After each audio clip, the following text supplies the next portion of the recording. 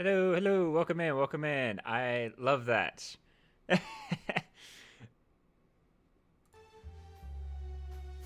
Are we working now?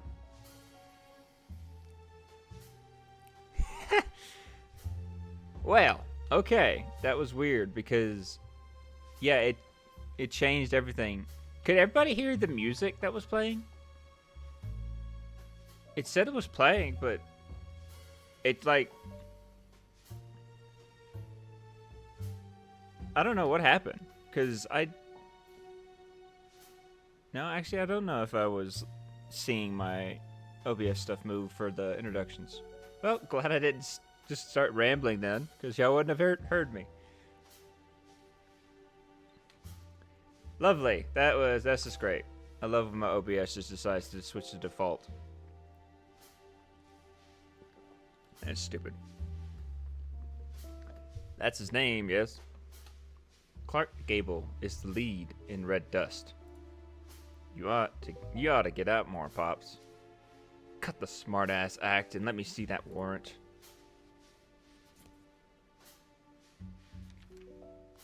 Aren't you going to read it?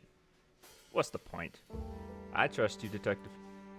If I'd known that, I'd have handed you a clipping from the ARKHAM Advisor sports page. Judge Roberts did not take kindly to being dragged out of his country club to sign the order. Judge Roberts? Fuck him and his country club. People have nowhere to drop dead, there are no jobs, and this recession doesn't look like it will ever end. Country club. Not enough folks jumped out of windows on Wall Street back in 29. Come on, spare me the lecture and unlock that damn door already.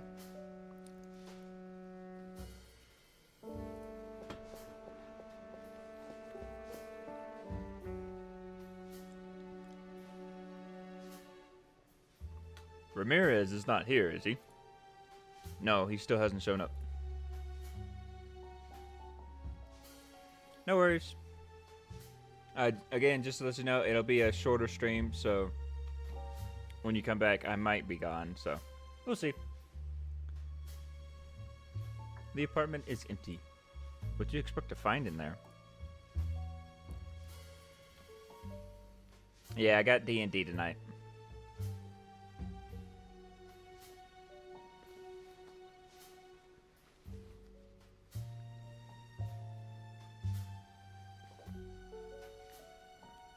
The jackpot.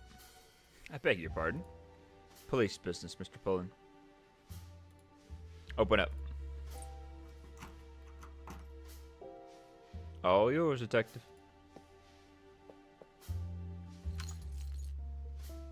What? You said Ramirez wasn't in. And it's true. He hasn't been back all day. Are you sure? The door has the chain on. I see someone lying on the floor, and it's not Ramirez. It's probably Julio, his sidekick. He's a small-time scammer and blackmailer, too. But even more of an idiot.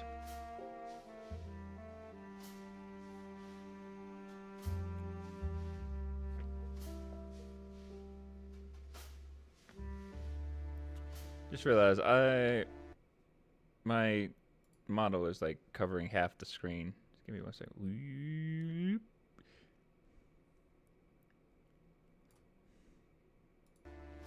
There. But even more of an idiot. Lying on the floor? Is he dead? Don't worry. He's still breathing. Probably drunk. Hopped up. Or both. Not that it matters much. Hand me a saw or something I can use to cut the chain. I don't keep tools around here. Nothing? You serious?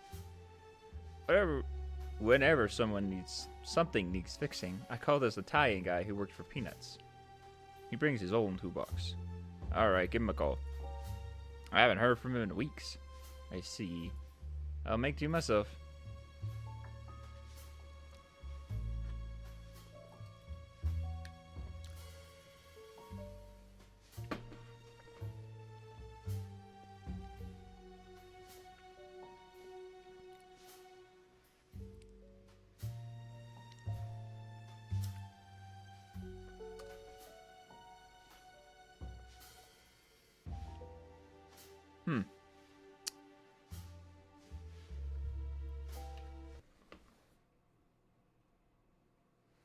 Where's my mouse?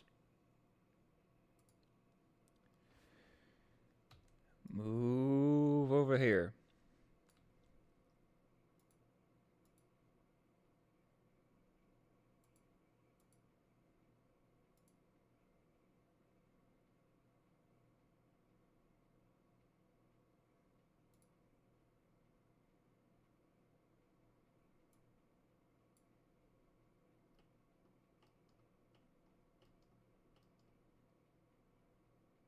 It's supposed to be that camera, right? Where's the camera? The effects? No.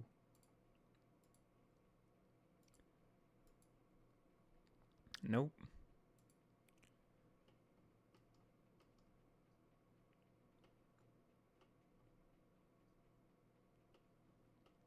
What I am doing now is I am... Okay, here we go. Yeah.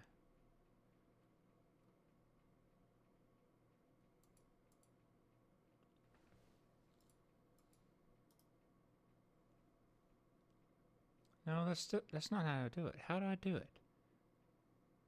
Props? No. It has to be settings.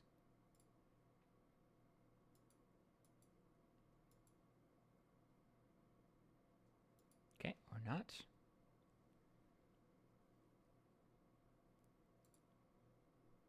No.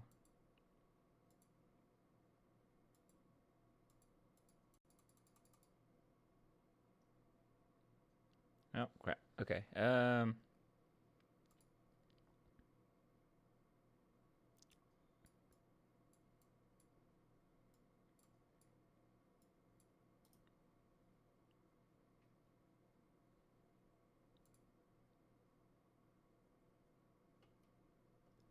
been meaning to do this. I need to change my settings. Okay, there we go. This disables them. Okay, there we go. Sorry about that. Okay, left button, interact, skip dialogue, inventory, place the cursor on the top edge of the screen. Select an object and use it in the environment. See, because the I put all my like things because I wasn't ever use it because I use the numpad to F1 and stuff. I don't know why. And if I keep pressing it, it's just gonna keep doing it over and over again. So let's see.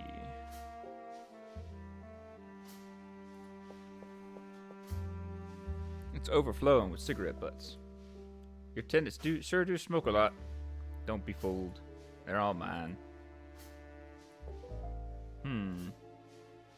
It's expired. Did you know that? Nah, must have ended recently. September. Ah, just like I told you. Of 1918.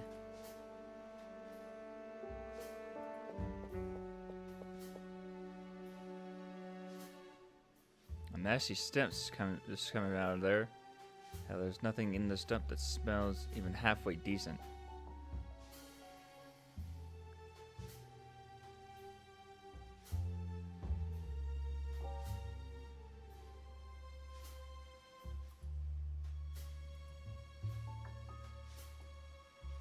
You want to examine the freaking axe first? Alright, fine.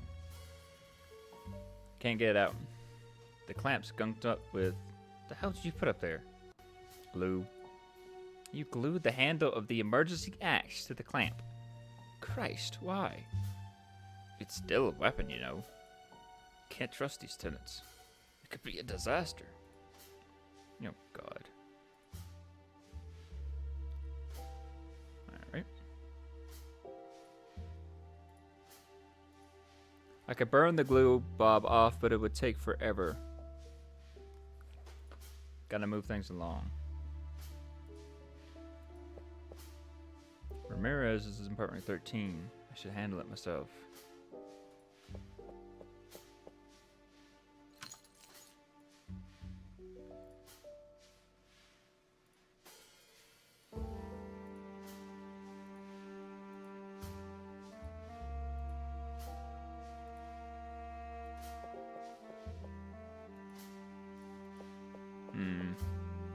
You sure there ain't no tools in the building? I already told you. The guy who does the dirty work is the one with the tools.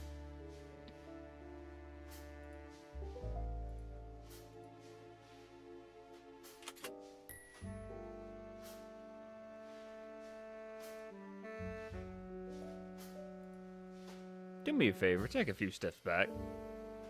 Like this? Now cover your ears. What? Wait a minute, Joe! Open. Are you out of your mind? You're gonna raise hell in the whole building. I ran into a couple screaming their heads up in the lobby. On the stairs, some sorry bastard tried to mug me. On the one floor up, a drunk who could barely stand was hurling insults at me. Frankly, I think your tenants already live in hell. Speaking of hell, what's that smell? What? Oh, right. There are no toilets in the rooms, and these pigs have turned the communal washroom into a cesspool. I really ought to send someone to clean it up. The whole building smells as bad or worse than the ARKHAM River. It's not that smell. It's on this floor. It's... whatever. Forget it.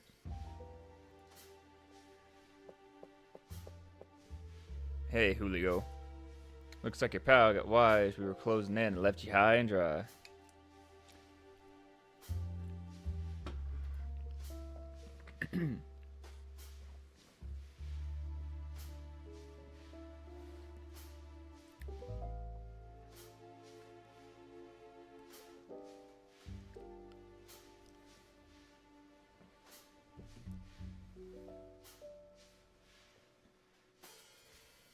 I want out of this dump, so make it easy on me. Where's the photo? Hey! I'm talking to you, asshole! You're so hopped up on hair and you don't even know I'm here, huh? Fucking junkies.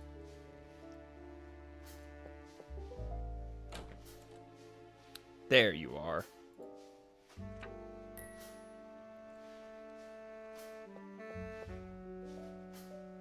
Well, well. Looks like Mayor Bradley, the American morality watchdog, is sneaking around with some company. I don't know what you were begging for from that girl, Mr. Mayor, but I doubt this photo is going to do much for your re-election. So the big fish you were trying to squeeze was Mayor Bradley. I'll be frank, I got no love for that bum that's turning ARKHAM into a dump. And to top it off, word on the street is the guy's the big shot in the Ku Klux Klan. But the law's the law, and blackmail lands you behind bars. So I'll get the cuffs from the car, and you're coming with me.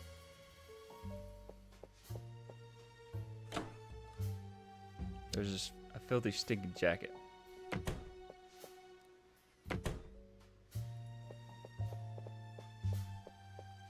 There's a cigarette burning. Can't have been long since Julio set up for Valhalla. What a collection of whiskey bottles. Violation of the Volstead Act. Another charge to tack on. I think I'll keep one of the waste. But bullets getting in here. Fair is fair. Besides, I'm bone dry. Could use a drink. Here's to you, Julio. Damn it. This is gasoline. You were making Molotov cocktails, huh? Thought you only ran the extortion racket. Can't get word out of you, huh? Doesn't matter. You'll be singing like a canary when we get you back from Wonderland. With one more charge added to your list, by the way.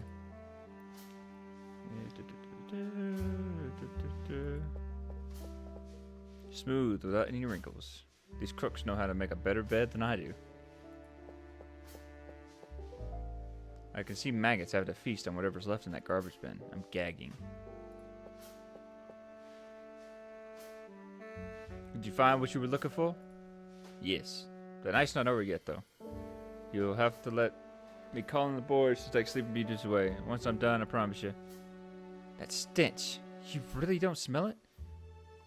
I told you. It's probably the washroom. No. I know that smell.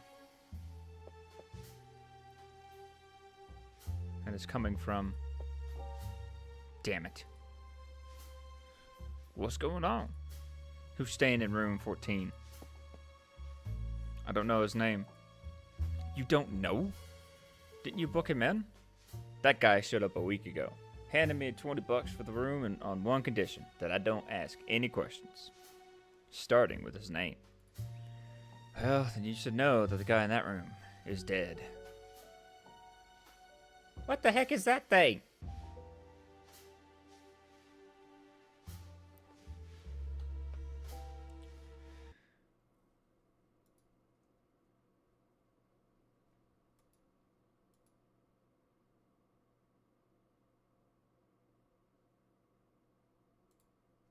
Get out of here.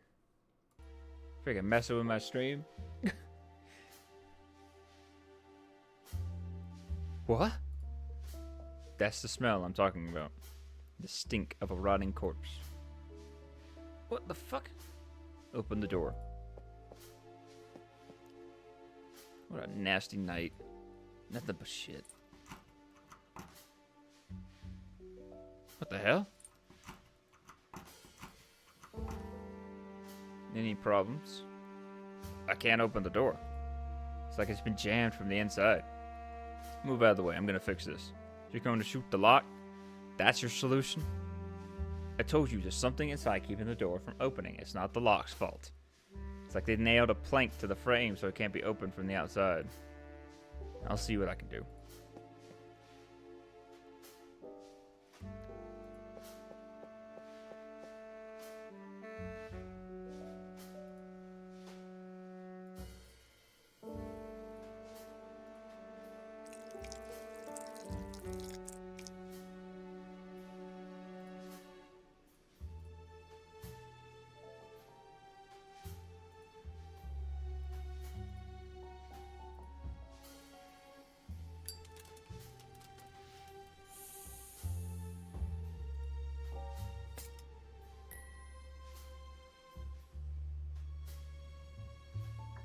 Don't you smell something burning? Nope, I don't think so.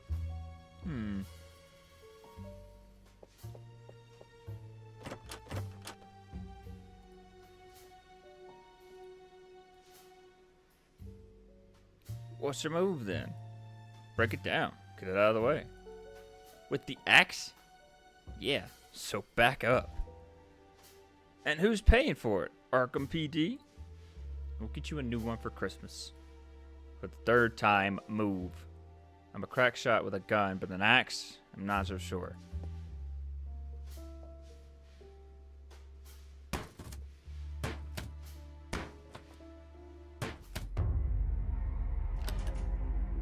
Good lord. Yeah, shit. Do me a favor, phone the Arkham police station and... Can't. The phone's dead. I stopped paying for it. Then get outside and find a cop. Tell him we got a code 345 here. 345. Hurry and quick. Yes. Ah, hell. I don't know what the fuck's happening in this town. Oh no, shit. Not again. Calm down, Jack. Remember what Dr. Strider told you. Take a deep breath. For God's sakes, what got burned here? Oh shit. What the hell? Oop. Accidentally clicked. What the fuck happened here? That poor bastard's wallet is probably in one of these jacket pockets. Let's see who this guy is.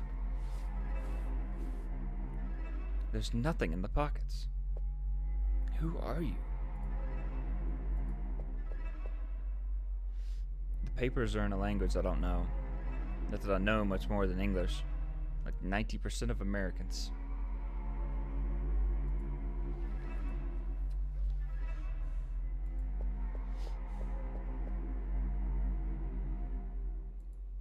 A tattoo on his back matches the symbol on the floor. I should log this strange symbol in my notebook. Seems like my only lead to figure out who this poor bastard is.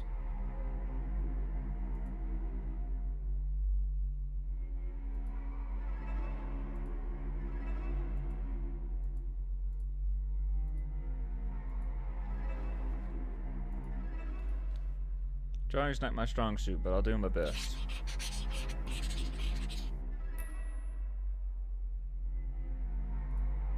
Not a hopper, but it's a damn good copy of the tattoo.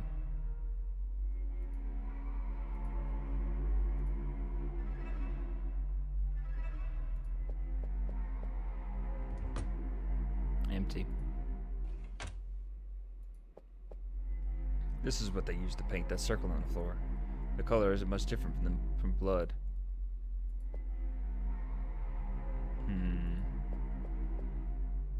Both the window and the door were boarded up tight. In other words, no one could have come in here and pulled this voodoo shit. And if the killer was already here, he sure as hell didn't vanish into thin air. This crazy ritual. You did it all by yourself. God damn it, how?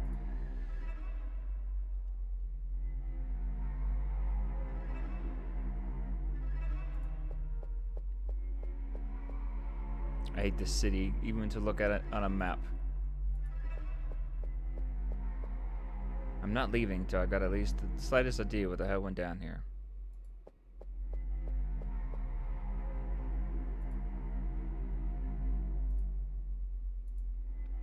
I don't think that's a smart move.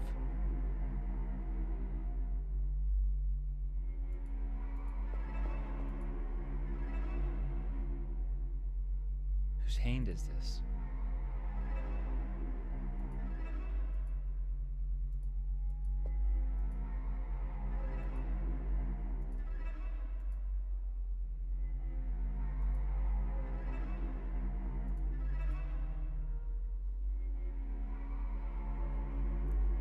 What else is there to do?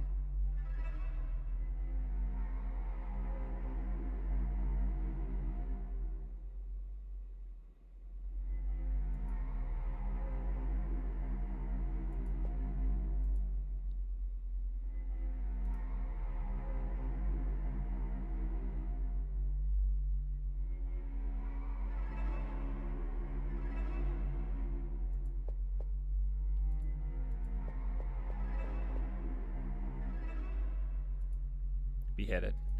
But wait a minute. Damn it. They didn't even use a weapon to do it. Looks like they ripped it off with their bare hands. What kind of beast does something like this?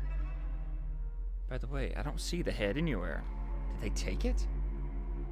Alright, nothing else to do here. I said hello, Leo in. Hope he hasn't come to his senses to skip town. I thought I was missing something. Oh, Detective Foster, it's you. I'm Agent Frank. Frank Ross. For God's sake! Blueberry pie, huh? Sorry about that. Don't sweat it, kid. You'll get used to it. First time? Yes.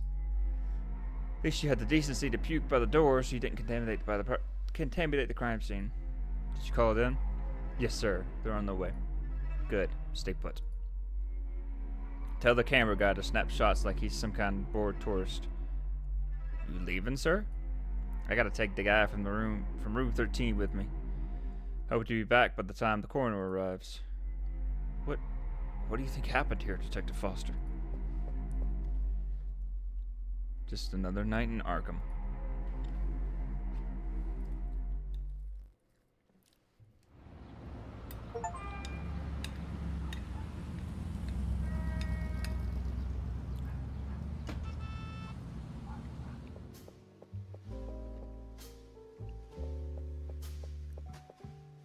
Jack. God damn it, Jack.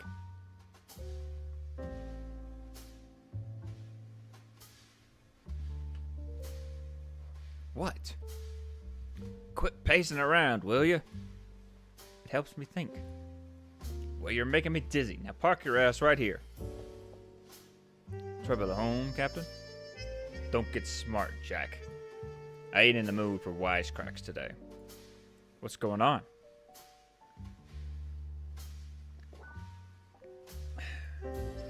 That damn mayor. I slipped in the photo those two halfwits were trying to blackmail him with. End of story. Case shut. And you know how he paid me back? He's giving a campaign speech at the Arkham Coliseum tonight. Swears someone's gunning for him. So he asked me and a few boys to split bodyguards. Reap what you voted for.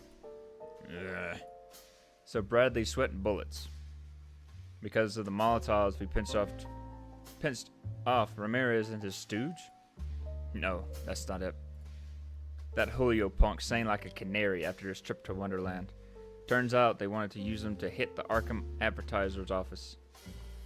They believe it's an ultra-conservative pamphlet, a mouthpiece for the power that should be burned to the ground. Guess writing angry letters to the editor wasn't enough for them. Damn Reds. Tell Bradley you can't go. I don't have a choice. He's top dog in the polls and will most likely get re-elected. I've got to make him see that slashing the department budget isn't a good idea. So if you want to keep cashing your paycheck, let me kiss his ass in peace, will you? Fine by me. And speaking of unpleasant things, that historic crap you dug up today has got me worried. One stiff with his head ripped clean off, another charred to a crisp, just a hand left behind. 2 victims of some satanic ritual. You're taking the case, and you'll have a partner. You don't know him. Fresh blood. Transferred him from Providence. Knows his way around cults and blackbooks. Books. The right man for the job. He's been a big help while you were gone. I'd rather fly solo. Where do you think you're going? To crack the case. Alone. That wasn't a request. It was an order. And you better damn well follow it. You know why? Because I'm sticking my neck out for you. Don't forget your reinstatement's hanging by a thread. They're all waiting for you to slip so they can kick you out on the street. Alright, I get it. I'll play nice. That's more like it. So, who's the lucky guy? Harvey Whitman. We set him up with an office in the basement. Go see him. He wants to go over a few things with you about the case. Bit of an odd duck. Believes in black magic, says that there are things in this world we can't wrap our heads around. But he doesn't push it as far as you, Jack. One last thing. Yes. Dr. Striner called. She says you haven't completed all your sessions. She wants to try regression therapy on me, Captain. Regression therapy? What the hell kind of Momo Jumbo is that? Something I'm not about to go through, that's what. I don't give a damn whether you're willing or not. You go see her and you do what she says, like she was your mother, you hear? Yeah, fine.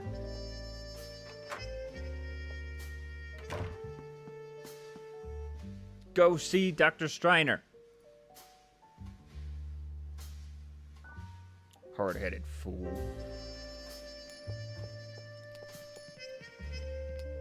Well. So it's true, they cut you loose, huh? Got a problem with that, Evans? You're damn right there's a problem. And that problem is you. Having you here puts us all in a line of fire. I'm recovered. Nothing for you to lose sleep over. Recovered? My ass. You pulled a gun on all of us. I won't let you feed on my sanity, you monsters. Fucking psycho. They had to throw you in a padded cell and pitch the key to the Miskatonic. Listen real close, asshole. What the hell's going on here? Evans was just giving me a warm welcome. Ain't that right, partner? Foster shouldn't be here, Captain. You're the one who shouldn't be here, Evans. Shouldn't you be chasing down those missing babies? Yes, it's just that newborns are getting snatched all over town, Evans. Get your ass moving. But Captain, beat it.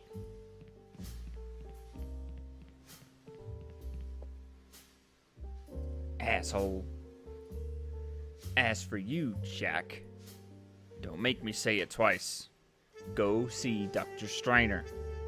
You know how I feel about... This ain't the time to bust my balls, Jack. The mayor called and I have to be at the ARKHAM Coliseum 2 hours ahead of schedule. Hey, give me 1 second. I'll be right back.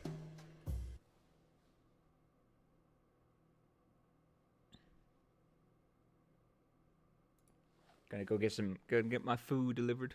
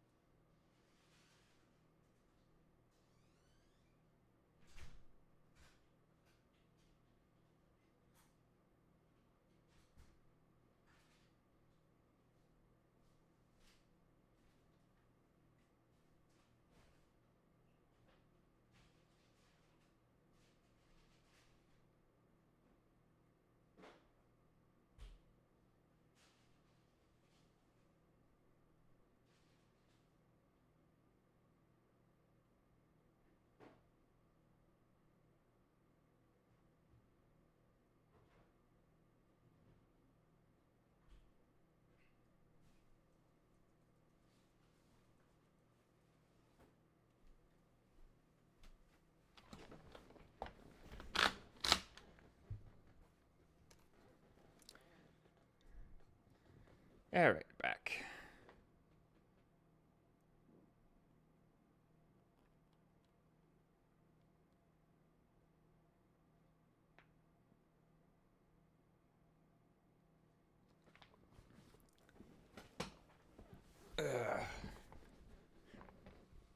Sorry about that.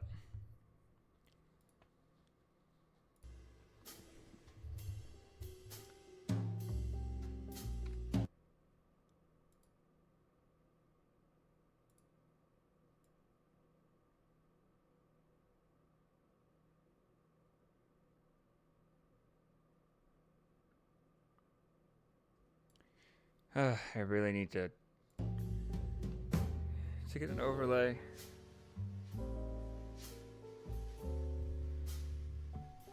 Today's the day we swallow that crap we don't want to swallow, got it? So you know what you gotta do.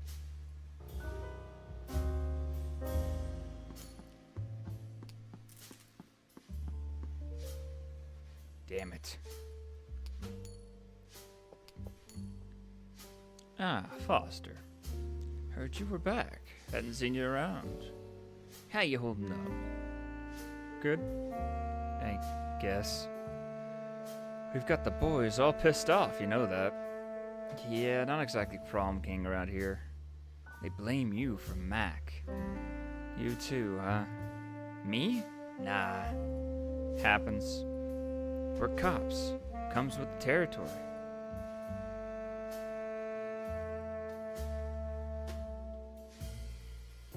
I'm not to blame for what happened to Mac. Having fun with that coin. I've got things to do. Da da da da. Actually, might turn the volume down a little bit more.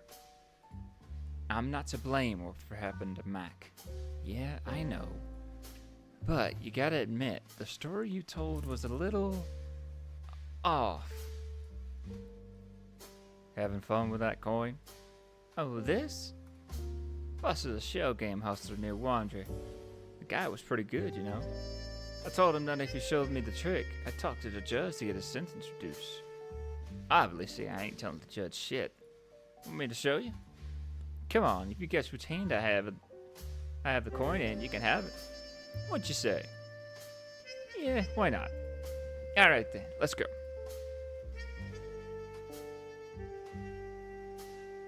Alright, where's the coin? Left hand? Or right?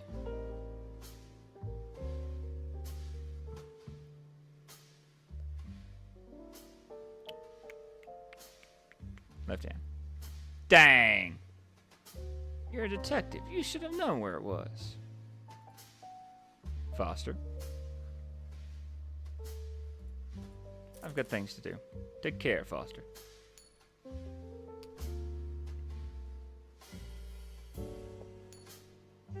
I don't see anything burning.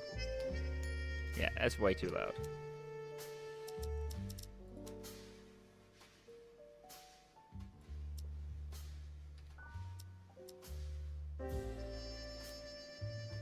Dang, that still feels too loud.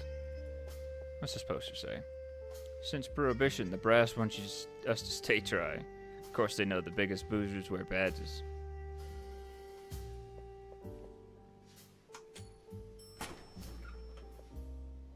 Oh. Basement.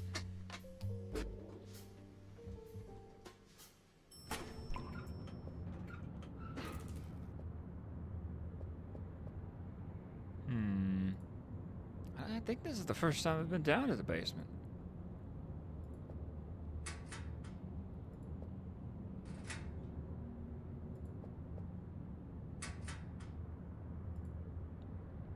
There's a toolbox, rusted solid, completely useless.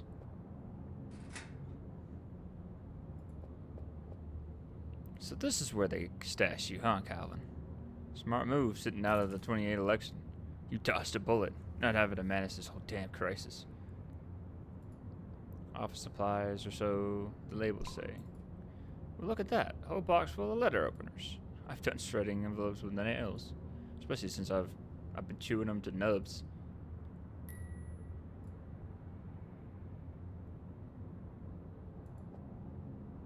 Guess this is where they parked my new partner.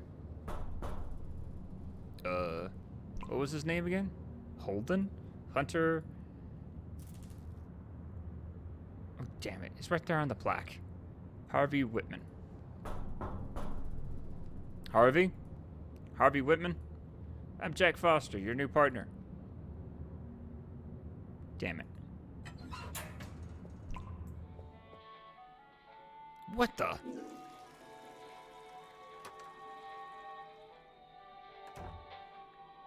Oh! You must be Jack Foster, my partner. And you're Harvey. Harvey Whitman. A pleasure. I'm sorry, but I'm not going to shake your hand. Of course you won't. You just came out of the bathroom. That's not the reason. I think shaking hands is a social convention that disregards those who find physical contact. Okay, cut the crap. The captain already told me you were an odd duck. He said that? He also said you wanted me to talk to me about the case. Yes, come with me. I took the liberty of making a rendering of the tattoo on our victim's back. Did I jump scare you? Yeah, I bet I did. You coward. You make me sick. Your weakness is pathetic. Well, hello, 13. From the crime scene photos. Why? I already drew it. Your sketch was rather crude, and several symbols do not correspond to their original positions. I apologize if I offended you, but it's a matter of organization. Don't sweat it. Around here, everything's organized. Even crime. I prefer not to show crime scene photos to civilians, so I drew it as faithfully as possible. Hold on. What the hell is that? What? Where?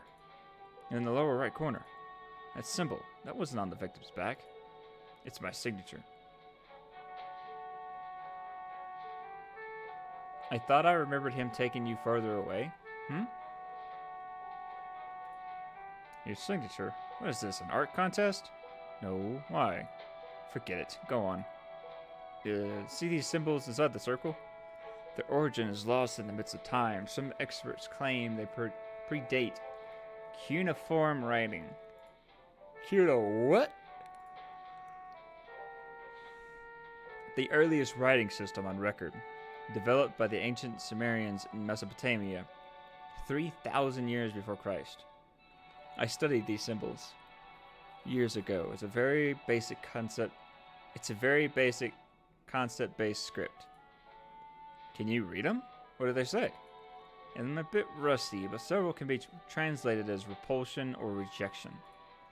Now look at the ones that follow the line of the circle. They look like arrows. Exactly, and they all point outward. A similar symbology. Didn't mean to cut off the dialogue. You're fine.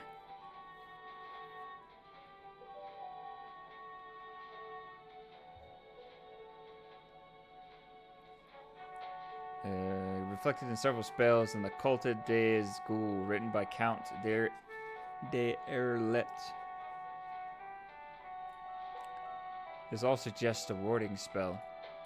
According to the Book of Ebon, for this type of spell to be effective, the pattern must be duplicated between the person to be protected and the space where they want to be protected.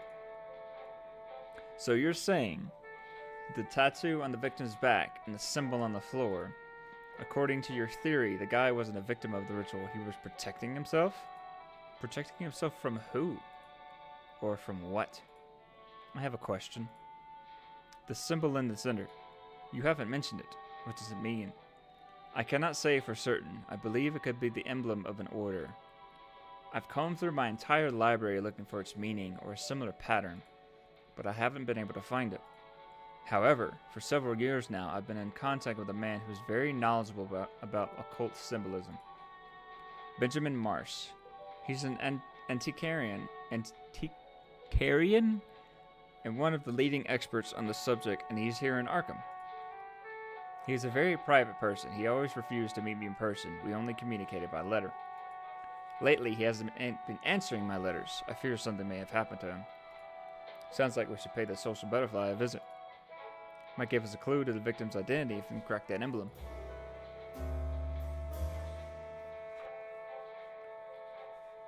There's also the matter of the hand found next to the body. The charred one, right. Our second Vic at the scene. His prints don't match anyone in our files. We don't know his identity. We haven't found the source of the fire or any fuel that caused it. I have analyzed the photograph and have come to the conclusion that this type of charring is quite unusual. Typical on spontaneous human combustion. A phenomenon that is not very common, but real. Wait a second. Spontaneous what now? Say that again. That the man burned without any external source of ignition. I beg your pardon? That the victim burned on its own. You kidding me? That's even possible? Absolutely. In fact, this morning I read a story in today's edition of the Arkham Advertiser about a lecture by a certain Philip Moore who studies these phenomena. We can present the case to him and perhaps establish a connection between the protection spell and the spontaneous human combustion of the second victim. Hold on, are you telling me some black magic hex cooked him from the inside? You buy into black magic? A year ago, I'd have called it bunk, but lately, let's say I'm more open-minded. Leave it at that. What about you? My background is in science. I'm supposed to reject these superstitions. But in my years of service, I have witnessed things that defy rational explanation. Not sure that comforts me, but at least I'm not alone. Okay, so where's this fella you mentioned giving his talk? I don't remember. I skimmed the news and haven't thought about it until now. All I know is that the lecture is today. Well, grab the newspaper. We'll find out. I don't have it here. Mackenzie took it with him this afternoon. All right, let's find that newspaper and pay a visit to the expert in symbology. Grab your hat. We're rolling. I don't wear one. Another social convention you don't agree with? No, the lining gives me eczema on my forehead. Good Lord. What are you doing? I'm taking the photos of the charred hand. I want to show them to the expert. We're set. Do you have your notebook with you? Yes. Alright, now that we're partners, you're on note duty, which means I don't have to carry mine. Something tells me my pockets are going to be full before this case is over. Let's go.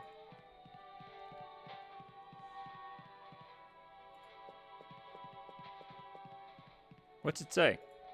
In very small handwriting. It reads, please do not touch any objects on this shelf. I just prefer no one handle my things. At least they put a bathroom in here.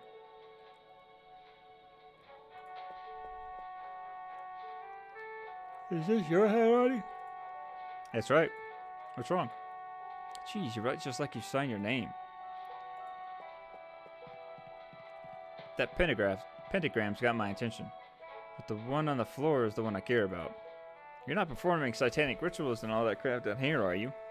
I will admit, I have performed some in the past, purely as a method to better understand the Satanist mindset, but not in this case. I was looking for a correlation between these two symbols for a research project and didn't have another blackboard available. Ah, and here I thought you were just summoning Lucifer in your spare time. No, it's just... right, I get the picture. What's the story with these connected dots on the ARKHAM map? It is an investigation I've been conducting for quite some time. I'm all ears. I don't want to bore you with details. Alright.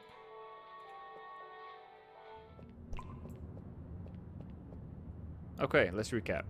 We've got 2 victims. One guy was found with his head ripped clean off, lying on some kind of pentagram. All that was left of the other was his hand, and according to you, it was due to, what did you call it? Spontaneous human combustion. Yeah, that. First Vic had a warning spell tattooed on him. What or who was he trying to protect himself from? From the second victim? Alright, let's pretend the fairy dust is real for a minute. Was the second Vic the killer, and did the spell do its job? It's possible that the second victim was collaborating in the ritual, and for some reason it all got out of control. I hope you're right, because if I'm being honest, I'm in way over my head on this one. Okay, let's go see your pen pal so he can explain the emblem on the first victim's back. That will give us a clue to his identity. If he belongs to an order or a cult, we may be able to place it. We'll also pay a visit to that Philip Moore guy. He can tell us if there's a connection between that spell and the spontaneous human combustion. We need a copy of the ARKHAM advertiser. I don't remember where that talk will take place. Alright, let's hunt one down. Let's go.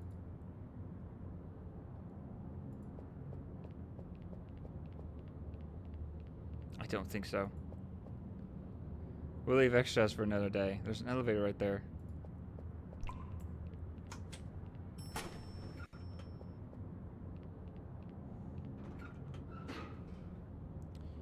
Let's go... lobby. Let's go pay those 2 guys a visit. Benjamin Marsh and Philip Moore. The first one can tell us the meaning of the emblem on the first victim's tattoo, and the second one can tell us the connection between the spell and the spontaneous human combustion. But first, we should get a copy of today's edition of the ARKHAM Advertiser. There's an article about the venue for Philip Moore's lecture. You set? Let's go.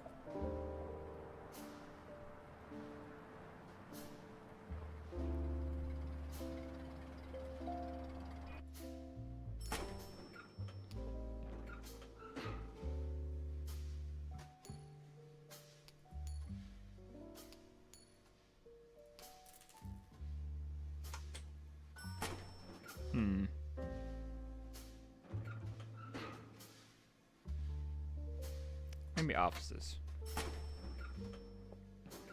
Oh, the offices are here. Okay.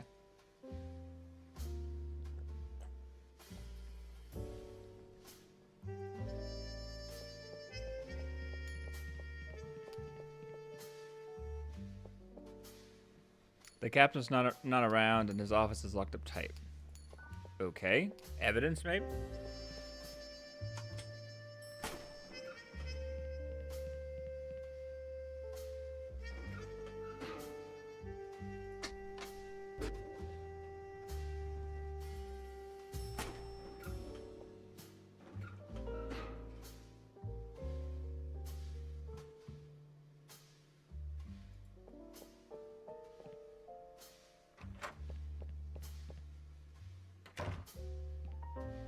Why are you closing? What? Bah. What's that smell? Greasy and delicious. Hello? Wilbur?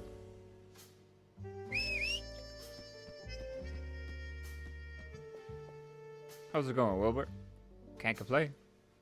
I mean, of course I can't, but at least I have a job. And it prays to stay the same.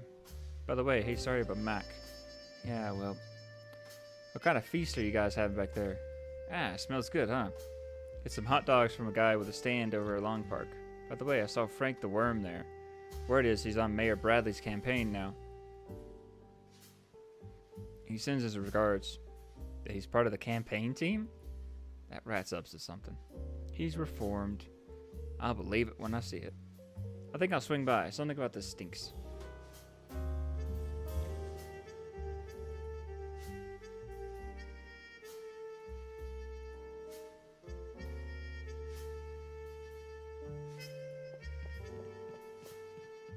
There are entry forms for registering evidence. If you don't want to log evidence, you fill out the form first. Oh dang, where do I find a newspaper?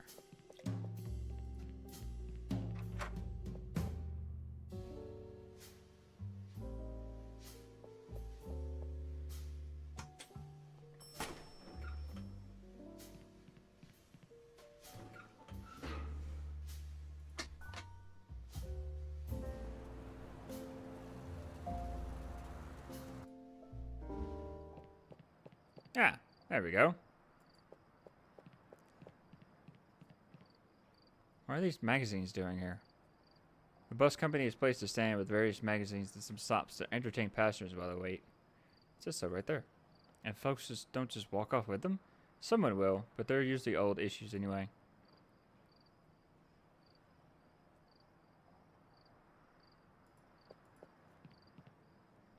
Do you know when the bus will arrive? It's taking longer than usual. No idea. But trust the motto of the ARKHAM Metro Bus Network. Punctuality is our commitment. Punctuality? I've been waiting here for over half an hour. Luckily, I've been entertained by these magazines. What are you reading? Strange Eons. Never heard of it till now. It's fascinating.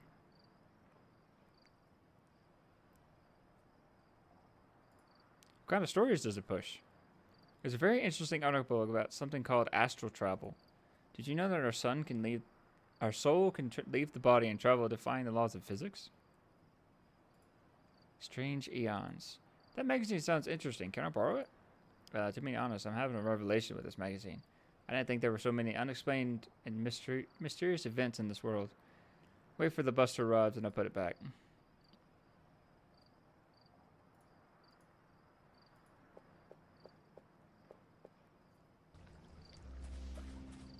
Open your eyes.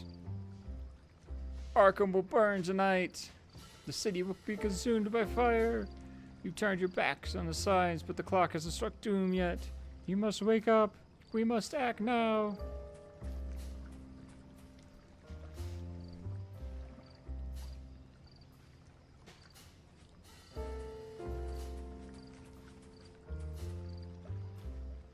Detective Foster.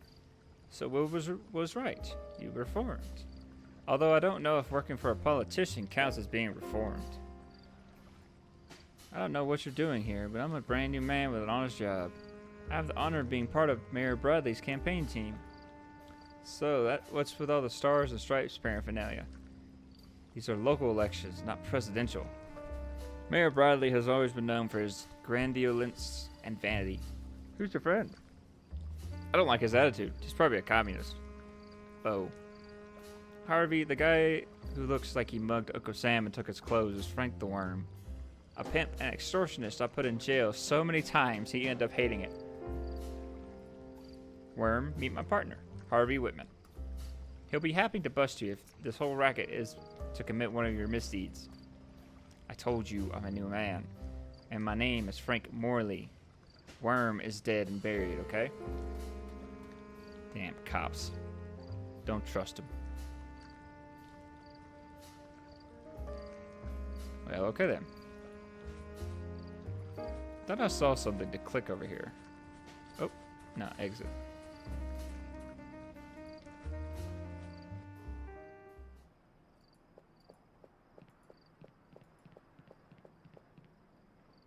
Line S signs, okay.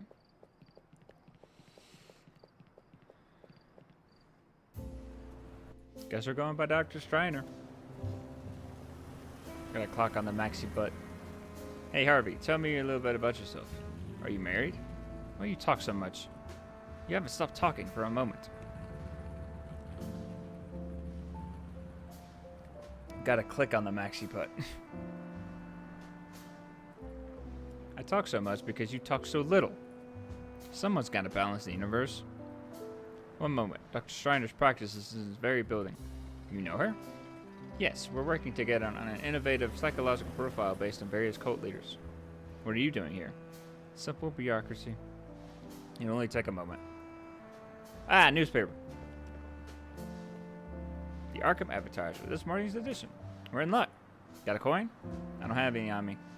I only have a couple bills in my wallet. Too bad.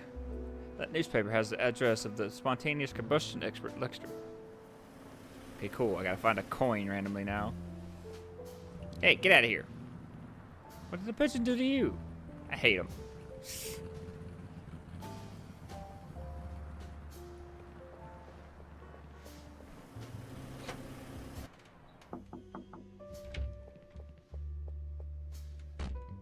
Good evening. Is this where the brain picking happens? Shh, silence. What's going on? I'm with a patient who... Oh, Dr. Whitman, it's a pleasure to see you again. Doctor? I have a doctorate in psychiatry from the University of Massachusetts Amherst. I can't see you right now, Mr. Foster. I must attend to Mr. Ullman first. What's wrong? I put him under hypnosis and he won't wake up. But there's no need to worry. Some patients take a while to come out of the hypnotic lethargy. This guy? Hypnotic lethargy? He's just asleep. Snap your fingers or whatever you do and get him out of here. It doesn't matter if he's asleep or still in a trance. The protocol is very clear. What does the protocol say? We have to wait. To wait? Hey, buddy. This ain't no boarding house, so go get off your ass and go home. Mr. Foster! Beg you not to disturb the patient. It would be dangerous for him to wake up suddenly. So I suggest you come back later and we can talk calmly. Okay?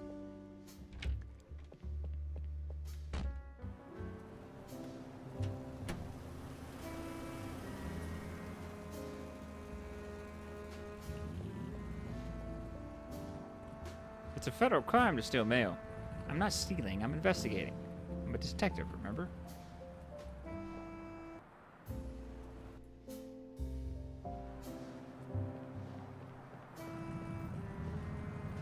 So this is where your pen pal keeps his antique shop? Yes, it's a little further down the road.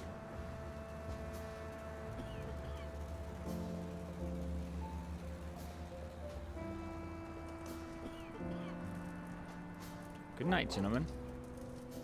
Hey, you, what are you drinking? Me? Rum. In that case, I have no choice but to confiscate the bottle and take you to the police station, sir. What are you doing? What? Get over here. What? Get over here. What the hell are you doing? That man is committing a crime. He's in possession of an alcoholic beverage, and that's illegal. Probably the only relief that poor bastard has in his life is to take a few swigs from a bottle without a cop coming in and breaking his chops. Are you telling me to turn a blind eye? In this case, yes. You're justifying a crime, Jack. No, for God's sake. Don't be so square, okay? Here it is. Before we go in, I should mention something to you. Shoot. Huh? Oh. Benjamin Marsh hails from Innsmouth. What do you know about Innsmouth? Well, about 3 years ago, the feds stormed the town like the damn 7th Cavalry. They raided, arrested half the town, and dynamited the waterfront. I don't know what happened there, but it must have been big. Oh, and the folks there have a strange look about them. Word is it's from inbreeding. I don't know. I've never seen one of them. The people of Innsmouth are very reserved, and their district of strangers borders on paranoia.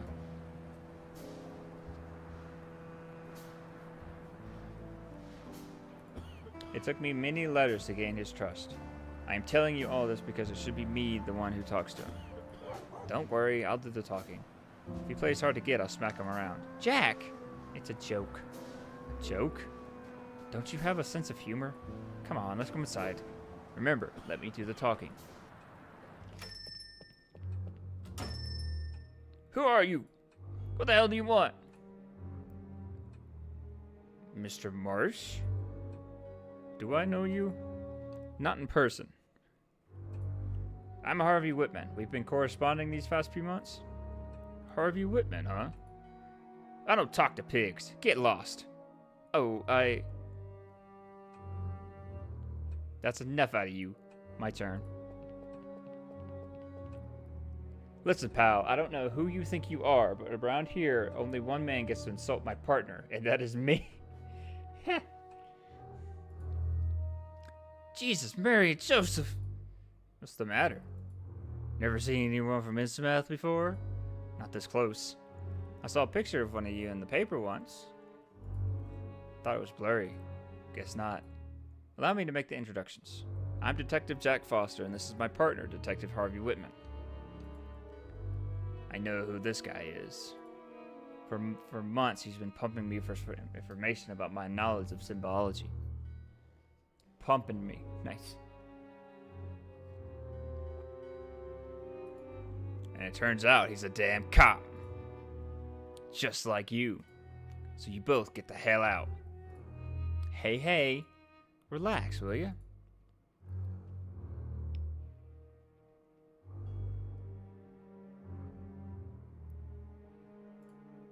I've never been to Innsmouth. Would you recommend it? Is there good food in the area? Fish, I suppose? You've missed nothing. Leave the people of Innsmouth alone and we'll return the courtesy.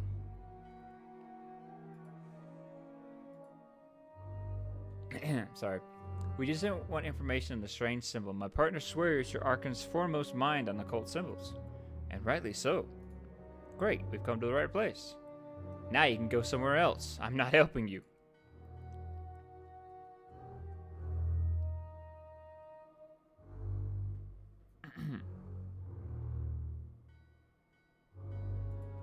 So you claim you're the top hand in symbology. I am. I've been studying occult symbology all my life. I've had access to books and documents that other scholars would kill for. I think you're bluffing. You're nothing more than a simple antique dealer. I don't think this fellow can help us, Harvey. I know what you're trying to do, Detective, but that's not going to work on me.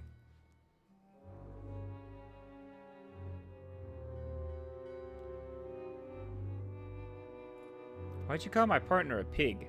Because he's a cop. I'm a cop too. Does that make me a pig too? That's right. Watch it, pal. You deceived me. Until your last letter, you didn't comment on what you did for a living. Our correspondence began as one scholar to another. Perhaps I should have mentioned it if it was so important to you. I beg your pardon. And on top of that, the data I provided helped solve a case. I feel dirty for helping a fascist institution.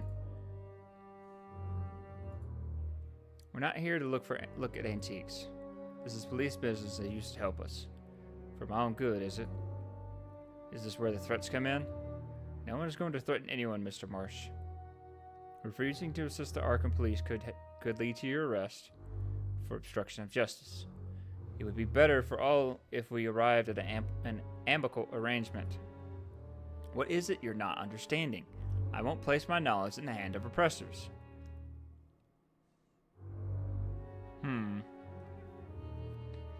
I see you don't like the police.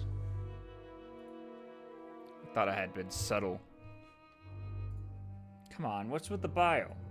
You Arkham cops helped the feds destroy my hometown. Don't look at me, I wasn't there. You're part of the same repressive organization. We're just enforcing the law. Repressive laws. What the hell happened in Innsmouth? The feds were investigating an alarming series of disappearances in the area. People disappear every day, everywhere.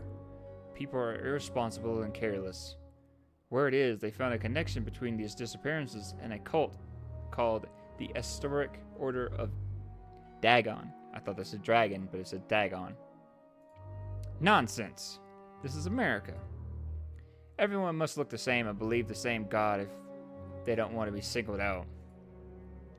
Want to know what happened at Innsmouth? Look at yourselves and then look at me. That's what happened at Innsmouth. We're asking a small favor, that's all. Help us crack a symbol so we can close the case and we're gone. You'll never see us again. Help the police? Did the police help me at the Arkham Museum of the Unusual? What? No one spared a minute to hear me. What happened at that museum? It's none of your concern. Ah, okay. What happened at the Arkham Museum of the Unusual? We want to know. The police taking the stand against anyone who's different from them. Okay.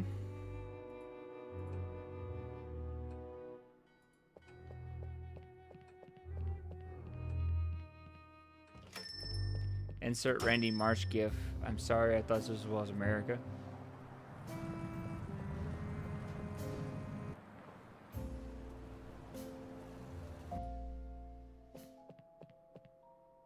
Welcome to the ARKHAM Museum of the Unusual. Enter with an open mind and prepare to transform your perceived ideas about this reality.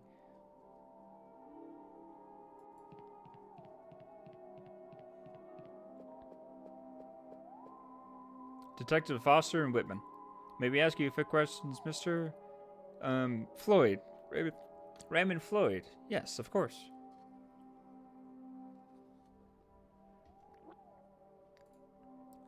I'm the director of this museum. Is there a problem, detectives? Does the name Benjamin Marsh ring a bell? Oh yes, I'll remember him for the rest of my life. We understand the museum had a problem with him. An unfortunate incident that should have never occurred. What happened? We have a gallery dedicated to the mysterious town of Innsmouth. The most outstanding piece in this collection is a figurine bearing the likeness of the primeval Cthulhu. It comes from the looting that took place in the town after the feds arrived. A unique piece. What is a primeval? They are deities from the depths of the cosmos. Cthulhu is one of them, worshipped by the entire population of Innsmouth. Go on. Marsh stormed in, claiming that the effigy belonged to his people and shouldn't be displayed in a profane place like this. I explained the museum had every right to display it, but he wouldn't listen to reason. He made his way to the gallery and smashed the protective glass. I immediately called the police and tried to prevent him from taking it. During the struggle, he stabbed me in the right eye with one of the statue's spikes. Yikes. Left me blind in that eye. Did you press charges? Are you mad? Benjamin Marsh is a direct descendant of Obed Marsh. Do you know what that means? I don't want any trouble with the Marshes. Even after he blinded you? Oh, detective, there's nothing compared to what could happen to me. Did Marsh take the figure? The police arrived in time to stop him, but when I refused to press charges, they decided to confiscate this evidence in case I changed my mind. Harvey? Yes, I see we have it at the station. We're displaying a replica in this place. It's not ideal, but we only display originals here, but visitors are fascinated by it. Can we see that figure? Of course, but I already mentioned that as a replica. You can enter the museum if you wish. Always under the supervision of our guide. Since the unfortunate incident I told you about, we have instituted a policy of constant surveillance of our visitors. We won't try anything funny. We're police officers, remember? The museum cannot afford to make any exceptions, detectives. I trust you understand.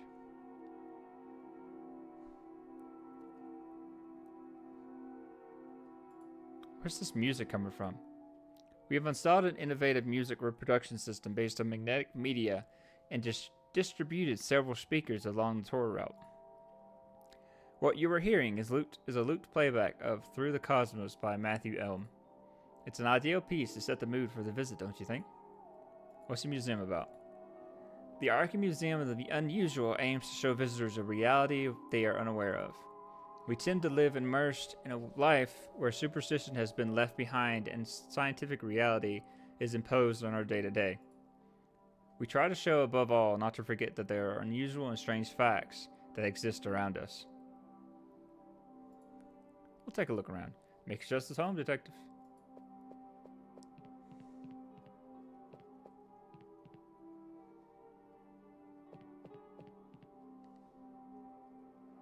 Where's that guide? I believe he's coming this way. Welcome to the ARKHAM Museum of the Unusual. Please step closer. My name is Horace Chambers, and I will be your guide throughout the tour. If you desire information about any of the pieces on display, I will be happy to provide it. The tour begins in this room we call the Gallery of the Damned Artists. More acquisitions will be coming soon.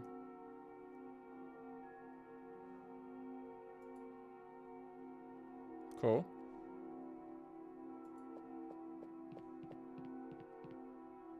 You were looking at the work of the promising California artist Clark Ashton Smith. Yeah.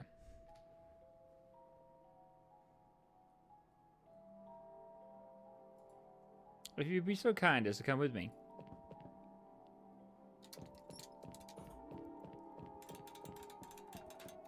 Well, this is creepy. Here we find those who defied science, or who were at the center of events that would test the sanity of ordinary mortals. Herbert West. Friend of yours? I was part of the raid that arrested him. This is my first assignment after I was posted here.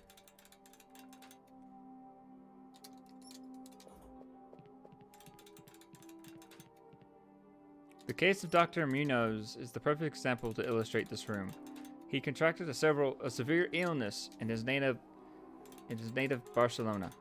Years later, he settled in a small room in a New York boarding house. He installed an ammonia-based cooling system that kept the room at a very low temperature in order to control his illness. However, when he saw his body begin to deteriorate with an unusual speed due to a failure in the cooling system, Munoz asked the other tenants for help.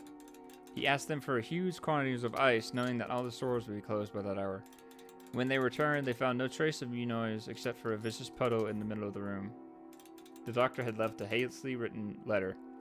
Munoz had been dead for 18 years. He had kept himself alive thanks to the cold air that preserved his tissues.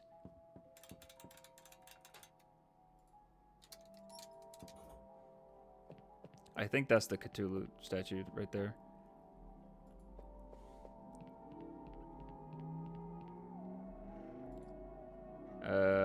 Nope, it's not. Never mind.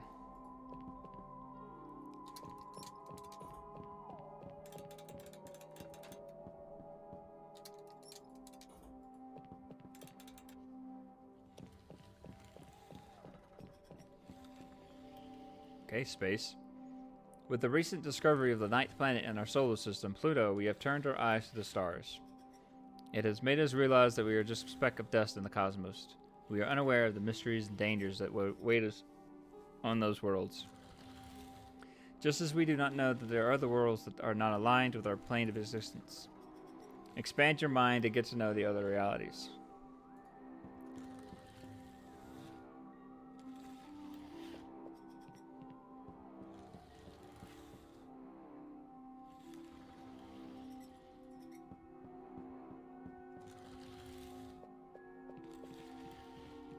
What's in there? In 1927, hundreds of witnesses saw an anomaly directed above the Empire State Building in New York. From their statements, it was deduced to be a dimensional breach. There were witnesses who could see through it a point in the cosmos that did not correspond to our own. What you'll see behind that curtain is a recreation of what happened that day. It was created by Willis O'Brien, who was in charge of the special effects for the hit movie King Kong. As you can see, the museum has spared no expense. Shall we take a look? Yeah, why not? I'm curious.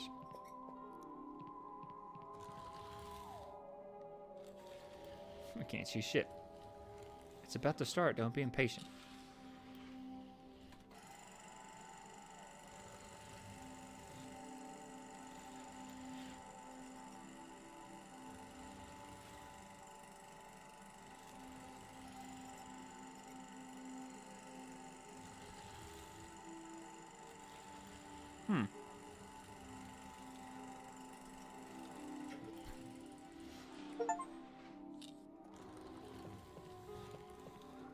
What did you think?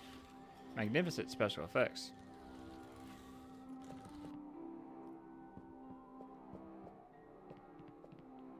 This room is dedicated to the enigmatic town of Innsmouth. Its characteristic secrecy has not been an obstacle for the ARKHAM Museum of the Unusual to provide you with all the information about it. The museum would like to thank Zodek Allen for his collaboration in the making of this room. The Great Old One, Cthulhu. This cosmic entity is secretly worshipped by the vast majority of Innsmouth inhabitants. It is said to lie dreaming in the sunken city of Rylith, waiting for the day when it will be free to reign over the earth once more. You were looking at a replica, by the way. Until recently, we exhibited the original found during the Innsmouth raids. A minor incident deprived us of it. We hope to show it to the public one day. Captain Obed Marsh. In the middle of the last century, Innsmouth was going through a crisis that reduced all its fishing activity and plunged its inhabitants into absolute poverty. On one of his chartered voyages to the South Seas, he discovered a small village on one of the islands where strange amphibious creatures were worshipped, offering gold and abundant fish in exchange for human sacrifices. Marsh brought these creatures with him and hid them on the Devil's Reef, which you can see on the left. The town flourished again as in its golden years, and the inhabitants of Innsmouth embraced the claims and beliefs of those beings and even mixed their blood. Those who opposed of this diabolical alliance were purged, leaving the town inhabited only by those akin to the creatures and their strange offspring. You may have seen other portraits of the captain with a more, shall we say, conventional appearance, but with this is his true countenance, the results of his close relationship with those creatures of the underworld, at least in the last years of his life. The Devil's Reef. Located a mile and a half from Innsmouth Harbor, it is, or rather was, the place where Captain Obed Marsh hid the strange creatures he brought with him from the South Seas and his caves. Thanks to the eyewitness accounts, the federal government took action and torpedoed the base of the reef with submarines, putting an end to the bloody alliance between the creatures and the inhabitants of Innsmouth. However, it is said that the networks of caves on the islet extends to abysmal depths and that these beings are still there.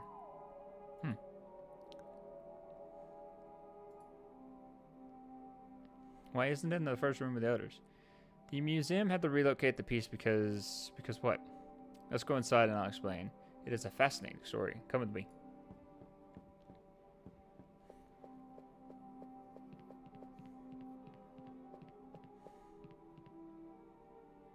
Francis Hold was a promising German painter whose interest in the dark arts became obsession. Concerned about the young man's mental health, his family committed him to an asylum where he spent the rest of his life. It is known from his writings that he continued his studies in arcane magic there. The paintings behind his curtain, the Faces of Madness, is the result of merging that magic with his art. Why Hold did this is unknown. What is known for certain is that viewing this painting can affect the observer. In what way? Paranoia, depression, anger. Each person reacts differently when exposed to the painting. We were convinced that the stories about the work were mere exaggerations, but when we showed it to the public, we realized that everything that was said was true. I'm intrigued. Can we see it? Management has decided not to exhibit it until further notice. We've had some problems with some visitors. We are not just visitors. Pull back the curtain and let's see it. We won't tell anyone. I'm not authorized to do so, sir. I don't even have the piece to activate the mechanism that moves the curtain. Bummer. I was curious about the story.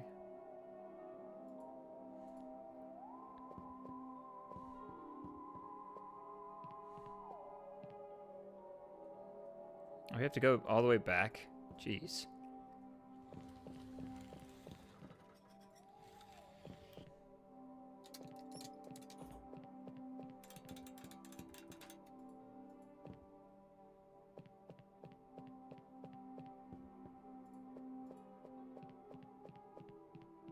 Leaving already? Come back anytime.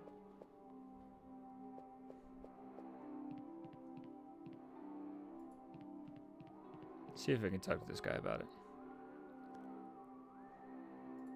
We would like to see the Francis Hold's painting, The Face of Madness. I'm afraid that won't be possible. The painting has upset many visitors lately. Some have even had violent reactions that have caused us problems. I have decided not to show it to the public for the time being while I consider what to do with it. I'm sorry, I can't oblige. Alright, back to the station then. Oh, I know where I get the coin. I got the coin from this guy.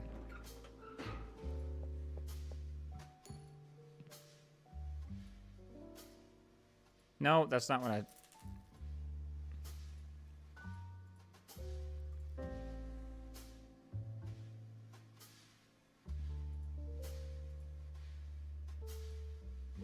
What? What's going on? He's palming it in his sleeve. What? The coin. He keeps it in his sleeve.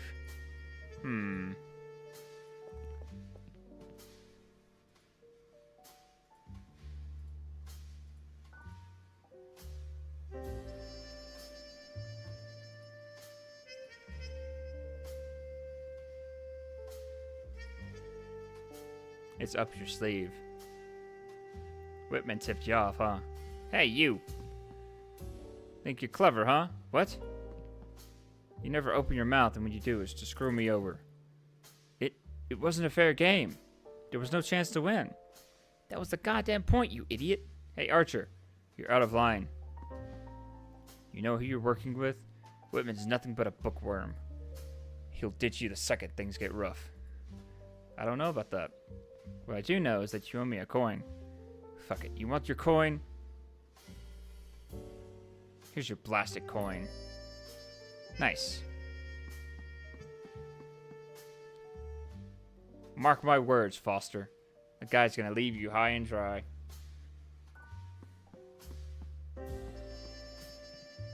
Well, that was awkward. Is that true? What? He hinted that you have no street experience. Of course I do. Most of my work is done in the office, but I assist my colleagues if my presence is required. Then why did Archer say it? I don't know. I guess, like you, I'm not very popular with my colleagues, but I promise you I'll rise to the occasion. I'll cover you when I have to, and I'll be there when you need me. Are you sure? You should trust what I'm telling you. You're my partner. I know Archer's been saying I belong in the loony bin, and he's one of the ones who blames me for what happened to Mac. And when he saw me, the son of a bitch didn't have the guts to say it to my face. You better be up to it out there, Harvey. I will. Don't worry about it. Let's move.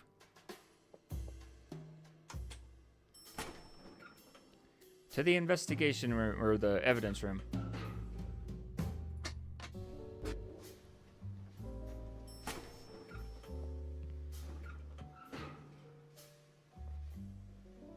Bum, bum, bum, bum.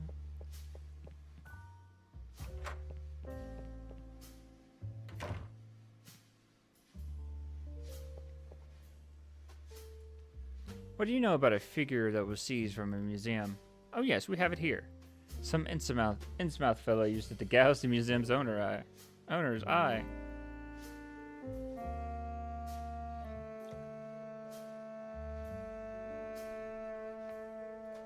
They're savages, those inbred yokels, huh? Strangely enough, the guy didn't press charges. You know what? If it were up to me, I'd send all that rabble back to that godforsaken town they should never have left. We've got enough problems in Arkham without having to put up with those toad faces. Can I see that figure? You can't. It's not your case, Foster. I know it's not my case, but that figure is related to our investigation. You can file to examine it. Just fill it out and get it stamped by the department. Cut the red tape, will ya? I don't make the rules, sorry. Just a quick look, that's all. They'd throw me out on the streets if they found out. What am I supposed to do at 48 with no jobs? Starve in the street like everybody else? No thanks. Don't insist, Jack. Wilbur would risk his job if you agreed to your request. See? Thanks, Whitman. Whose side are you on? Do you want that application or not? Yes, I have no choice. Wait here. How about you button it for a minute? We're police officers. We have to follow the rules. Here you go. I filled it out for you. How thoughtful.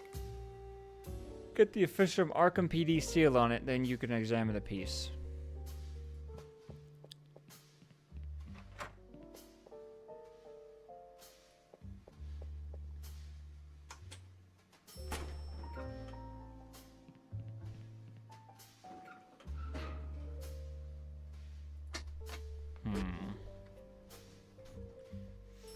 I'm pretty sure the only one that could have the official is his captain.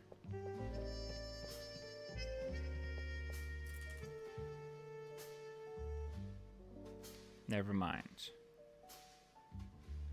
Okay, well, I can get a newspaper now because I've got a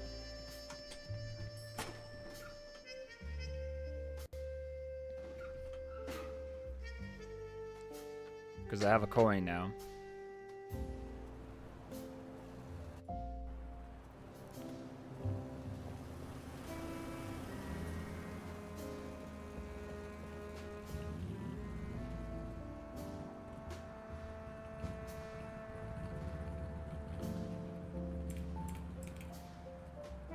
What the hell? There's something in the slot that's stopping me from inserting the coin. So the rumors are true. Rumors? What rumors? A couple of weeks ago, Mayor Bradley revoked the Masonic Herald's license to sell through these machines. I guess he did it in a fit of rage over the article linking him to the Ku Klux Klan. I doubt very much that is legal. Get to the point. Rumor has it that the Herald is sending its peddlers to sabotage the ARKHAM advertiser machines. Well, the Fourth Estate Wars have just screwed us over. Really? I hope I can get the gum out with that letter opener.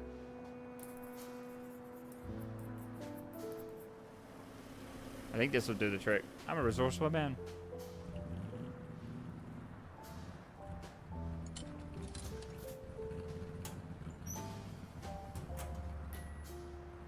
Nice.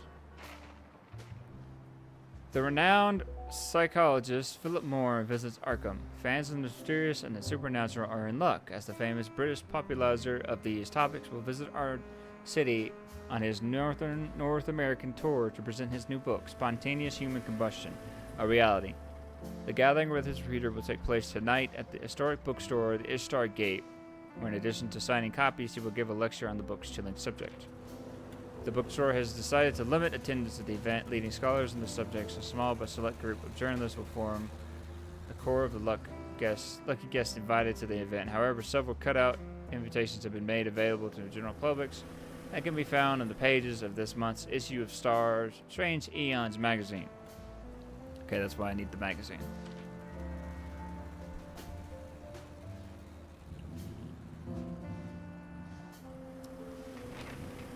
That's our man. The Ishtar Gate, ring a bell? Yes, the exterior bookstore. It's on Wise Street. Okay.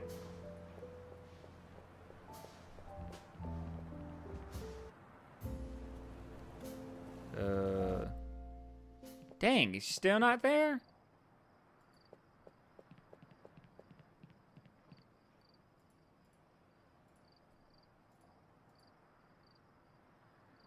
Dang, he's still got it.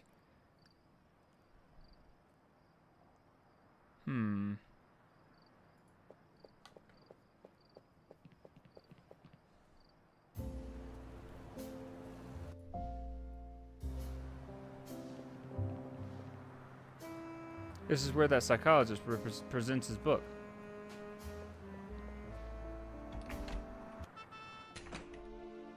What's that smell? It smells like something burning. Incense. What? It smells like incense. What's that? A mixture of plant resin and essential oils used as a fragrance. Well, it smells awful. Welcome to the Ishtar Gate. Looking for something in particular? More like someone. We're looking for Philip Moore, the popularizer of strange topics. You're lucky that he's included in Ishtar's Gate in his store. He just signed copies of his new books and is now giving a talk at the phenomenon of spontaneous human combustions. You'll find him upstairs. Thank you. It's by invitation only, by the way. Oh, or understood.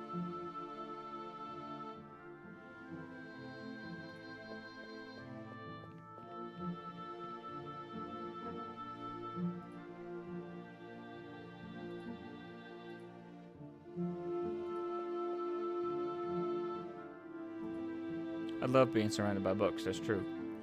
It's like when they took you to the fair as a child, right? I think you're starting to get to know me. Mind over the immaterial world.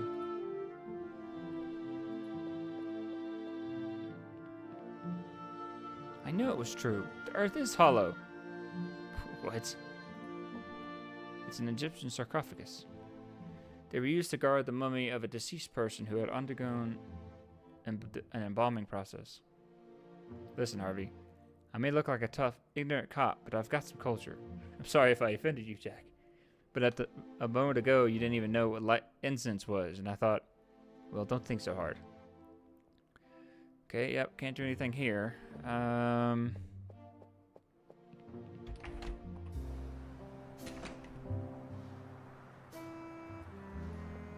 Oh! I hear shouting from inside. Let's go in and see what's going on. I won't say it again. Get off my bus. Don't you have any compassion? You want to get me fired, you damn hag? Hey, hey, hey! Arkham PD, what's the trouble? This woman. She got on the bus without a ticket and won't get off. Ma'am, you know you can't ride without a ticket. I beg you to step down. Don't get me wrong, I had to get on this bus due to force my major. Spell it out. My cane was stolen while I was sitting on a bench. I have facilities in the sole fasciitis in the sole of my foot, and I can't walk without it. Not my problem. Let her finish, pal. I barely made it to the bus so this gentleman could take me home. There's a stop right in front of my door. I told him I'd pay the fare as soon as we got there. I don't have any money on me. Ma'am, don't keep telling me the same sob story. You can't get on here without a ticket. Period. Why don't you take this lady home, pal? We're also the same with her or with or without her, right? Are you mad? If the depot hears a colored woman rode without a ticket, I'm finished. If it were up to someone else, maybe nothing would happen. But a colored woman? I wouldn't have boarded if I could walk. Besides, your bosses don't need to know about it. Get off. I can't. You're starting to annoy me. Keep it up and there'll be consequences. This is getting dull. Shall we go? We shouldn't leave that woman alone with him. Why? Let him deal with it. Look at his hand. A steel crank. And he's about to lose it. Damn it.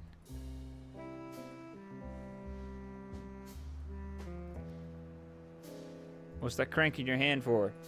None of your business. Hand over. Hey, Jack. This guy's out of his mind. He'll probably react violently if you take the crank away from him. I wouldn't advise it. And what would you advise? Resolve this diplomatically.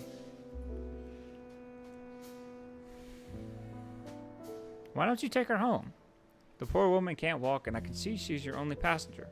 That's because everyone else has gotten off. Because you stopped the engine and refused to continue the ride until I got off. Doesn't her story move you at all? She could be your grandmother. My grandmother would have paid for the ticket. And you, aren't you moved by the fact that I could lose my job?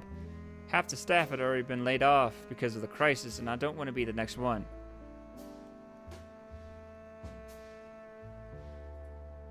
You want to say something, Harvey? Yes. Sir? Would we be in this situation if she weren't black? Listen, pal, I'm no racist. But she didn't even have the decency to move to the back where her kind belongs. Come on, be reasonable. She's the one who needs to be reasonable. Take her away and let me get on with my job. I don't know what to do.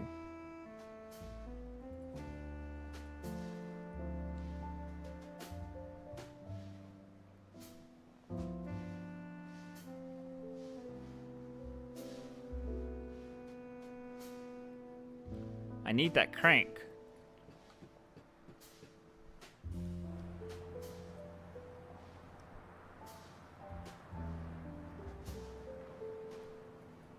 I don't know what to do.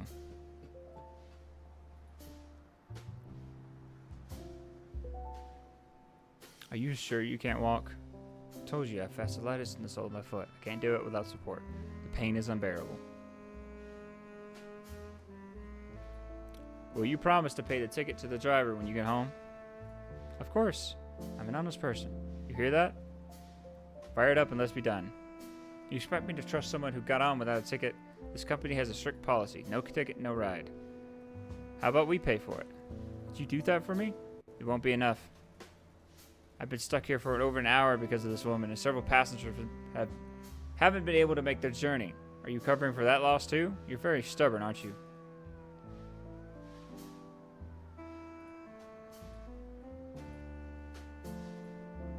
I've been long gone by now. Come on.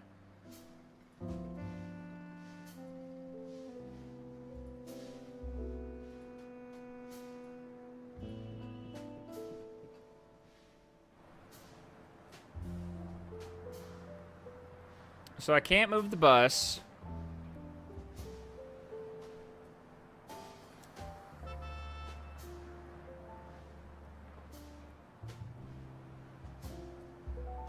Well, I'm at a loss.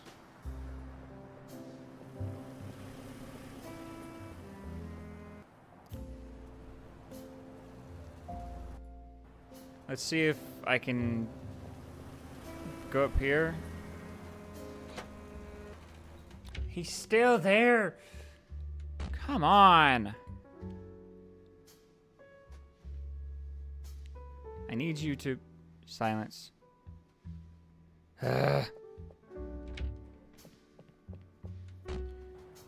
What do I do?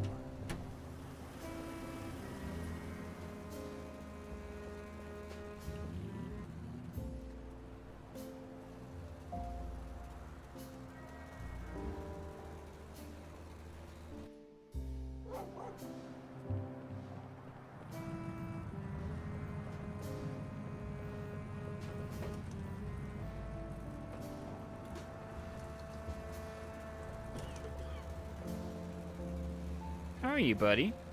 Hey! What are you doing? I was going to pet the dog. So you wouldn't shake my hand when we met, but you'll pet a mangy stray? Get your hand the hell away from it, unless you want to catch mange.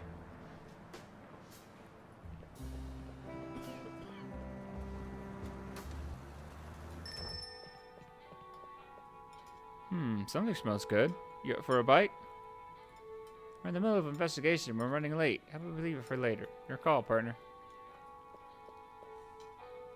Free? Yeah, Robs wants to do something for folks who lost everything, can't afford a plate. But they don't look too healthy. I mean, the cans are rusted to hell. Doubt the inside's looking prettier. Look, this is all Rob's thing. Complaints to him. What the hell? They're free. I'll grab one.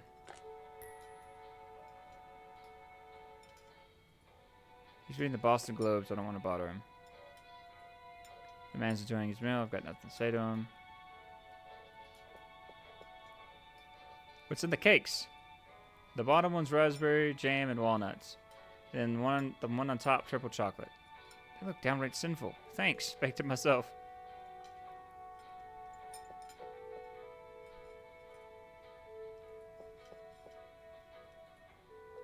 The American cheese sandwich. We're cops. We're on duty.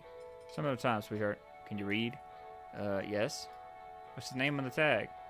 Betty. That's right. Betty. Not a sweetheart. Clear? Feisty dams these days, huh? Don't call them that. Like what? You talk too much, Jack. I suggest it for every 2 words you say, save one. Okay, I got something else.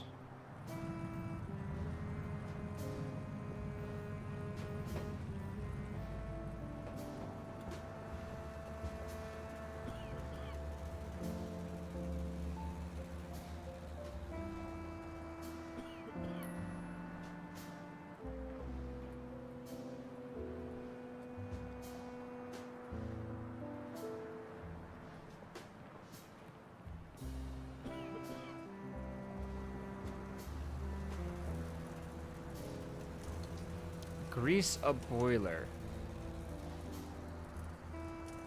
What?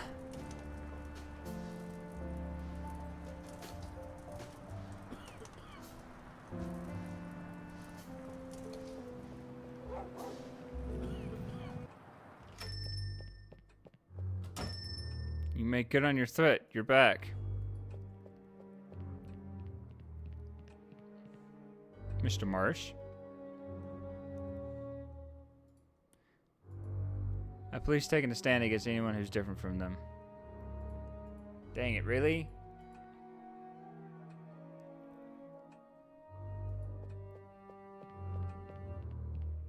Some of these pieces are ancient. They must be over a century old. There's a good profit to be made from this, isn't there? They're not for sale. Don't think yours for sale. Nothing? Did you read the sign? Buy and trade only. I'm trying to recover everything that was looted from Innsmouth by law enforcement. Little by little, I'm getting there, especially thanks to this crisis. Nobody has any money, least of all the pigs who took advantage of the chaos to steal what belonged to my people. Okay, so I could sell them the thing.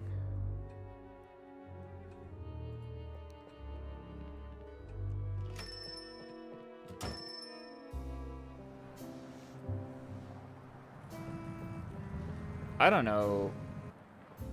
Okay, maybe...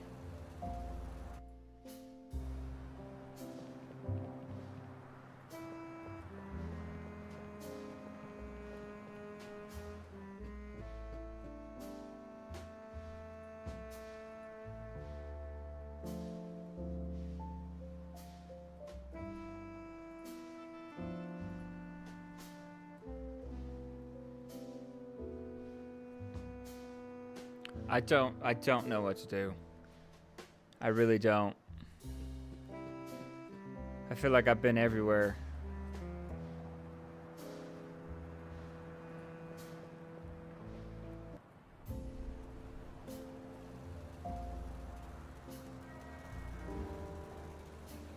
I'm not gonna get the invitation until I can get the bus moving, and I'm not gonna get the bus moving without the something.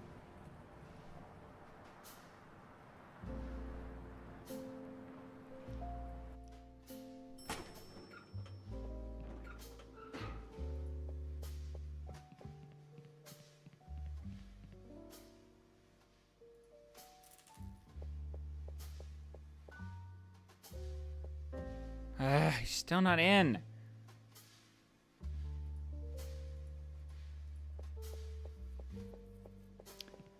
How can I forge a stamp?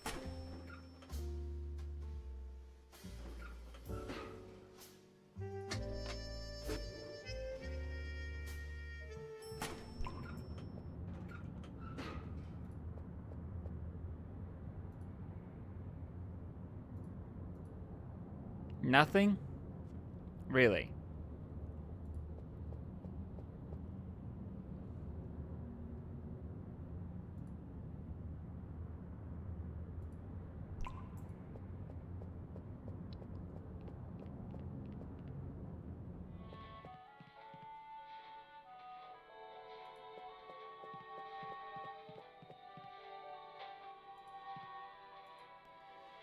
Got materials from ungold cases. I'd rather you didn't mess up my files. Need to hit the John? I already went. How about you? John upstairs always messed. Doubt this one's down here any better, so I'll pass. Don't worry, I cleaned every day. So you won't shake your partner's hand, but you'll scrub it to toilet bowl? I doubt that.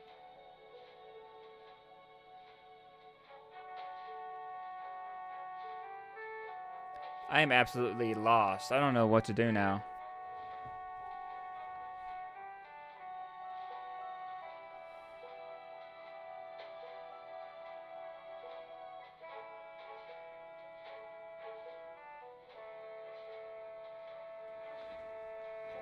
Give me a second.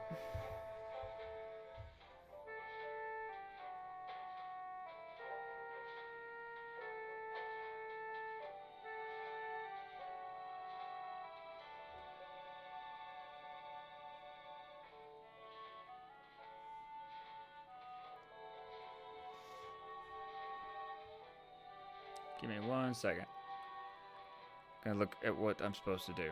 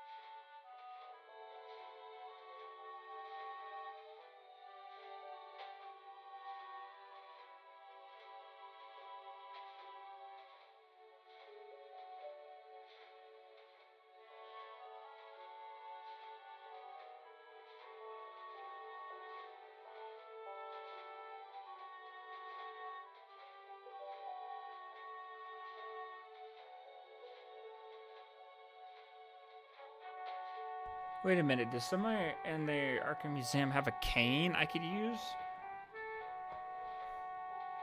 I'm looking at this thing.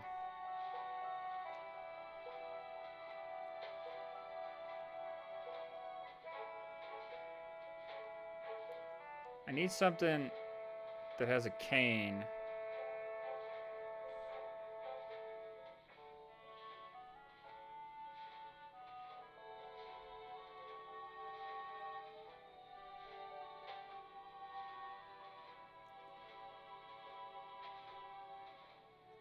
And then without the cane, and with the cane, I can get the thing.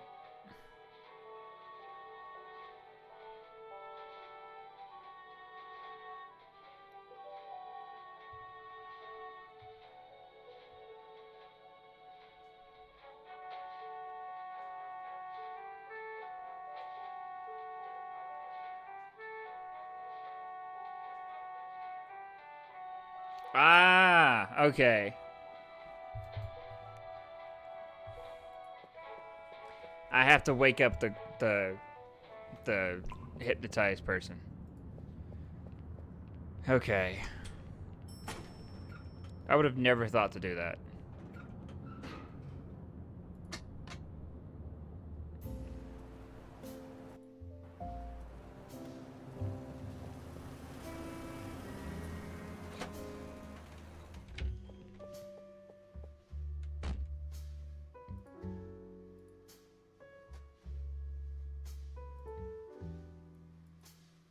Wait, what?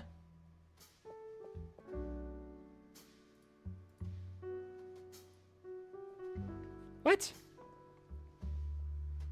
Did I do something wrong?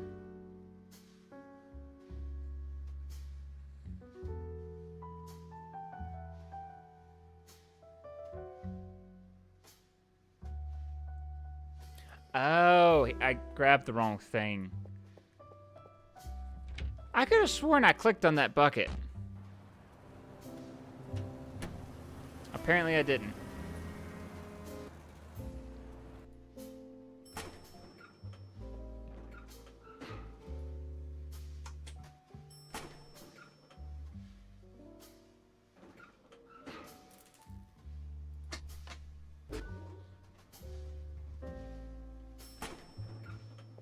I really thought I clicked on that bucket.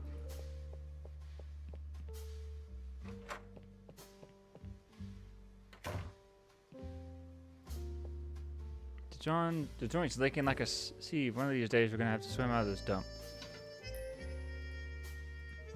Thanks. Why would you take a bucket of water? Why wouldn't I?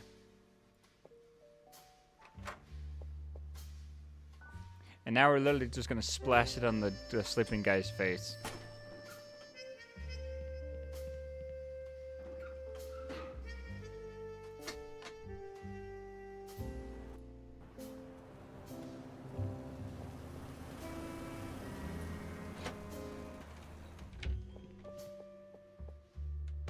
Wakey, wakey.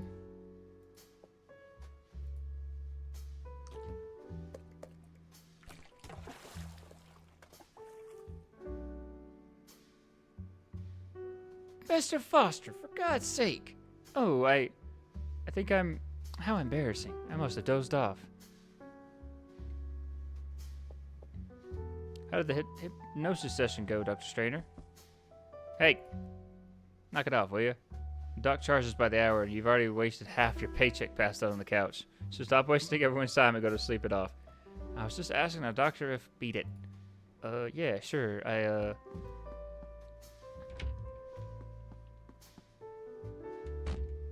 On your way. Alright, can we talk now? May I ask why you treat my patients that way? Figured I was doing you a favor by freeing you from Sleeping Beauty. What brings you here, Mr. Foster? You didn't have an appointment today. I need your stamp on my psych report. I'll finally be treated like a sane person at headquarters, and you'll never have to see me again. As you can see, it's a win-win, and it'll only take a minute. We've already discussed this, Mr. Foster. You came here with severe psychotic symptoms resulting from a traumatic experience. The sessions we've had over the past few months have been a success. There's no trace of paranoia in you, and as far as I'm concerned, you're fit for duty. Then we're done talking. However, No, so stamp the report for me. However, your supervisors want to know exactly what happened on the night that traumatic episode unfolded. Your story doesn't hold up. I told you and everyone else. I know what I saw, and I'm not reliving it under your damn regression. You want another version of events? Fine, I'll sing whatever tune you like. You believe you know what you saw. When experiencing a traumatic episode, our brain tends to fabricate other types of memories to psychologically mitigate the facts. It's a defense mechanism, so to speak. Are we going to come back to this over and over again? Listen, Mr. Foster, no one, not even your superiors, blames you for Detective McCarty's death.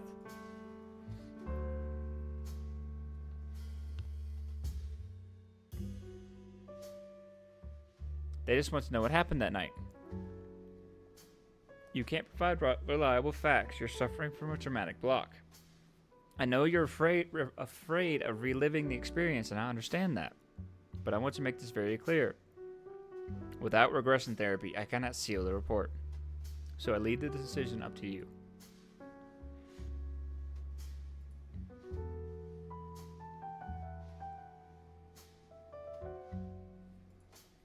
Why do you have the Arkham Police Department's official seal? I mean, you're a civilian. Are you authorized to have it? It seems so. They were the ones who provided it to me and decided that your medical discharge would only be effective with the official seal. About this regression thing, I know you want to hypnotize me as if you were the great Newman, but I have some questions.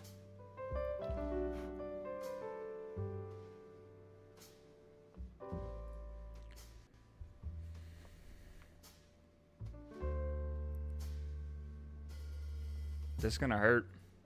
How could it hurt? I'm talking to the doc here. It's just an advanced hypnosis session. You'll be lying comfortably on the couch under my close supervision. There's no need to be afraid, Mr. Foster. Does this stuff work? The success rate of regression is around 90%. What happened to the other 10%? Did they lose their marbles? Did they stare blankly into the void as if they had been lobotomized? Goodness, no. Let's talk about something else. Are there other agents coming to see you? More like I'm being forced to come to you. You are the first. Your superiors expected this pioneering program to succeed, and it has. So for the sake of Arkham PD's mental state, you won't be the last.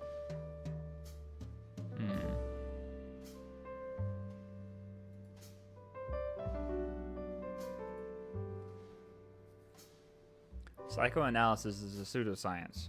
It has worked for you. Years ago, you would have been removed from the force indefinitely. I understand your position. This is an experimental program based on a new science, and you are the first Arkham police officer to undergo psychoanalysis. Yeah, that doesn't make me feel any better.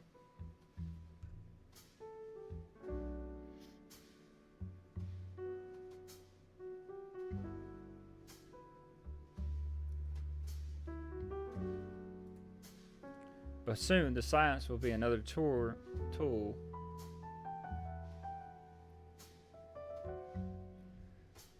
available to the police. You are making history. Yes, as a lab rat. We have a case to solve. The couch is all yours, so anytime you want to get started, I'm ready.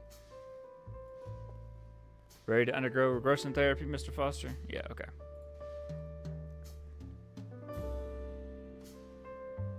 Alright, I'll do it. The last thing I need is to be kicked off the force for not submitting to this charade. You've made the right decision, Mr. Foster. Do you mind waiting outside, Dr. Whitman? Of course. Harvey stays. If this ship blows my fuse again, I want a badge in the room. It's for your safety, Doc. All clear, Harvey? Yes. Shall we begin? Lie down on the couch, please. Are you comfortable? This is a waste of time, Doc. But if you think this method is infallible to get the truth out of me, go ahead. My story won't be any different than the one I've told over and over again. You'll see that it is. Try to relax. Breathe slowly. That's right. Every time I pause, you will take a breath and exhale slowly. Now concentrate on my voice. Pick a point on the horizon and focus on it. Forget about everything around you.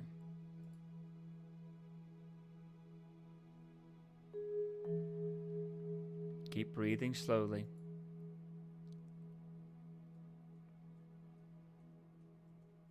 Can you see how the room is fading away? Yes. Don't be alarmed, it's normal.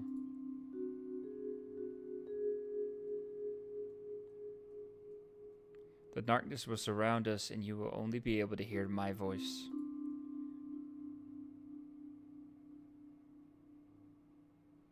Keep breathing slowly and try not to blink. I want your mind to travel back to the night of September 7th last year. Try to remember in detail what happened. Little by little, you will fall asleep. That's creepy. Do not resist. Let yourself go.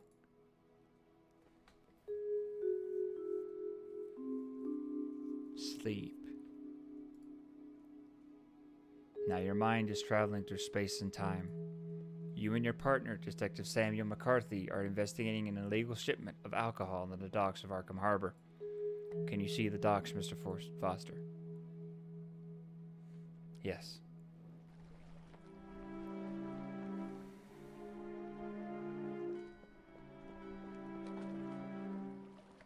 You can see the ship from here, and they're unloading. Jules canned food. You know who paid for his education by working here? Who? Fred Clayton. The lawyer? He should have stuck to packing sardines. Has that man ever won a case? Oh, you'll like this one, Jack. Remember Manny Santana? Yeah, that son of a bitch we put away for killing his wife? Well, a few days ago, Fred Clayton went to see him in prison. How's the case going, Counselor? Santana asked. Oh, very well. We got Raymond Corby, a judge known for being lenient. And the jury? A fine jury. Several Hispanics on it should work in your favor, Clayton says. So, any advice for the trial? And Clayton answers, if you escape from prison, all the better. Oh, come on, seriously? Straight as I heard it. I see movement. There are a couple of them watching the dock. I'll take a look. You shouldn't go alone. Let me tag along and cover you. No need, Mac. We just need the name of the ship that brought the cargo. I can handle that solo. We'll draw more eyes if we go together. I've got a bad feeling about tonight, Jack. I feel like something terrible is gonna happen. We're cops, Mac. In ARKHAM. Terrible things can always happen in this town. Keep your eye on the dock, alright? More smugglers could show up. If things get ugly, come give me a hand.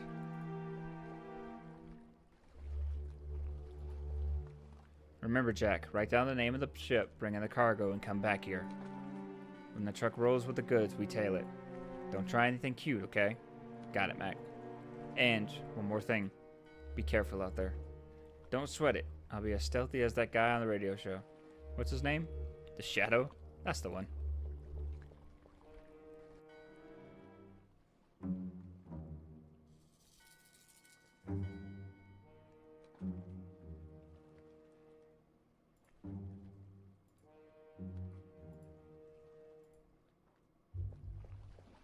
Hey! Damn it. Who's there? Ah, hell. What's it now, Polly? Saw a shadow move. Could be a flatfoot. A cop? The coppers are on the pad. They won't bother us. Stinks of rotten fish. It's probably a damn cat sniffing for scraps. Are you sure? I got a bad feeling about this. Not this again. Doesn't this whole thing seem off to you? Baron got paid a nice roll to make sure the truck rolls out clean. I know how much he's been paid, and that's a lot. More than usual. We don't know who these guys are or what's in those barrels. Not even Baron's getting a cut of that merchandise. Know my Baron got that kind of dough? So that nobody, and that includes you, starts asking any questions. Capiche? But is that clear, Polly? We sit tight till that truck leaves the harbor. Once it does, we go home, and whatever happens to those mooks is their problem. You got me? Yeah. Then keep your trap shut for the rest of the night.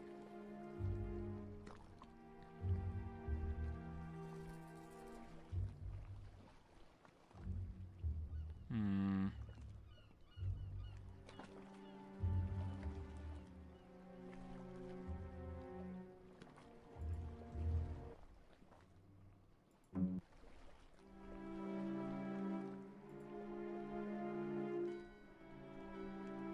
Label says, Marine Collectibles, very fragile. Delivered to Herbert Masterson. I can't make out the address from here. There's a pair of boots floating in the water.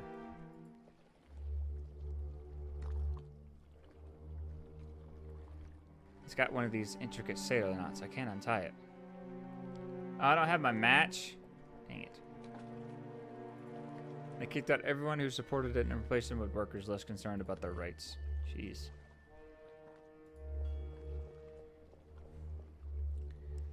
The wood is so dry and decayed that if I pick it up, it might fall apart in my hands. The smell like motor oil has been reused 100 times over.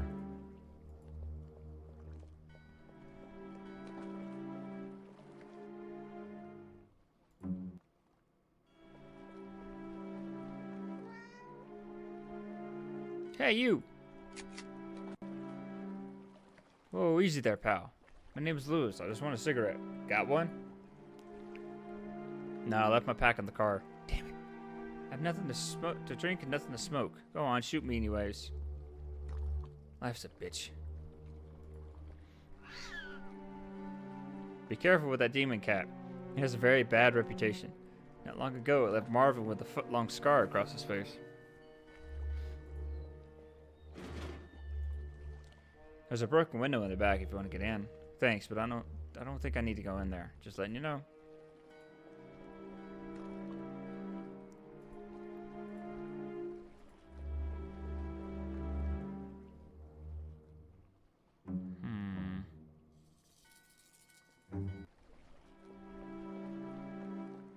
Need help? No, just keep us like we said. We should have left the car closer. I don't want them to run if they try to get away. I told you, Jack. The car's too much attention around here. This car is fine where it is.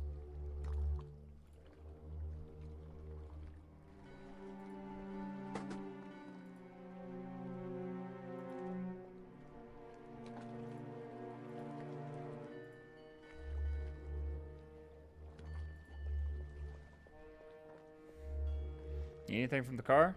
Just making sure it's still there. Oh, come on.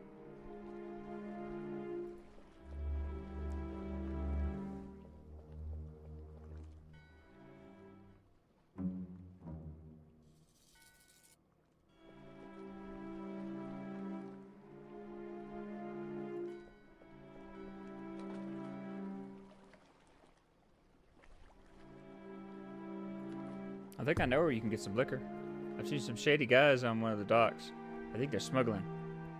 I'd go over and beg them to give me a drink. But I can't go barefoot. I don't want to hit the docks with my feet bleeding. There's a lot of broken grass and dried thorns over there. I tried to grab the boots. Could I not grab the boots?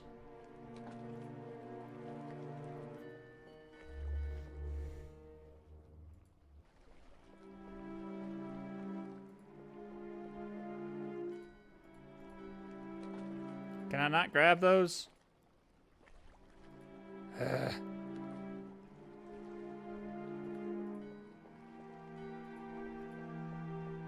Okay.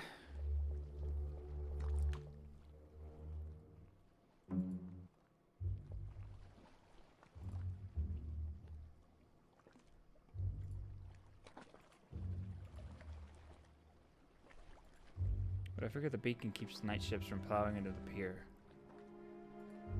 Looks like they're bare-owned boys. By their account, they're just supervising. Brand's got nothing to do with the shipment itself.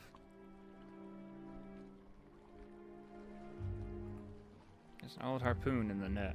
I can't grab it while that guy's looking this way. I can't see the ship's name from here. What the crap am I supposed to do?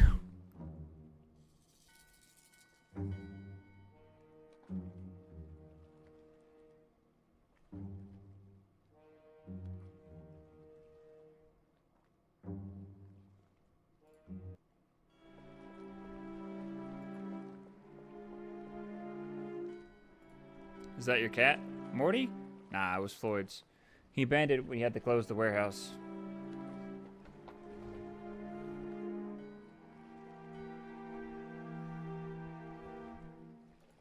You want to adopt him?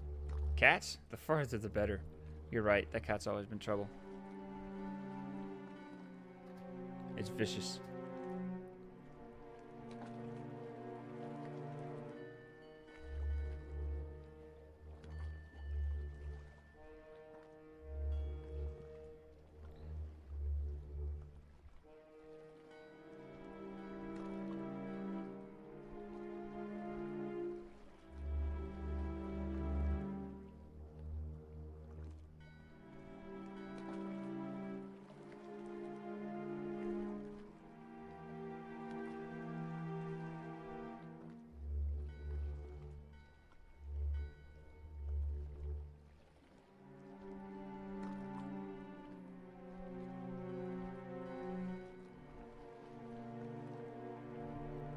Alright.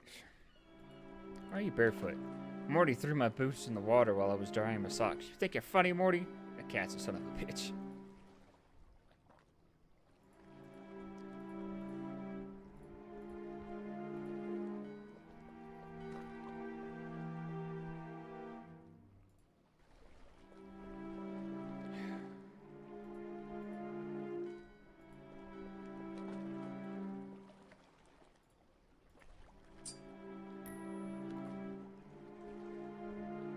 Crowbar? We've got one in the car. It's not as grimy as that thing. Whatever, saves me the trip. You wouldn't let me go to the car. See? You don't let me go to the car. Okay, crowbar. What do I need a crowbar for? Maybe to fish the boots out of the water?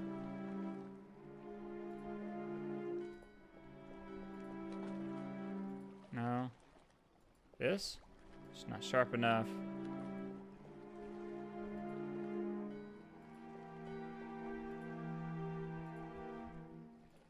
Okay.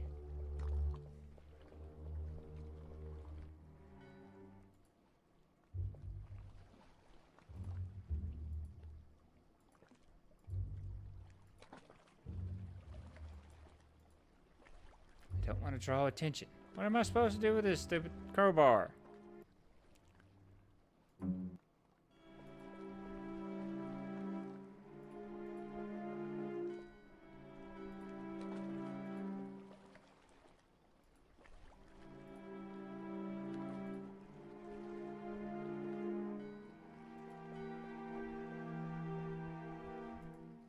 Oh my gosh. I found one thing, and I can't do the others.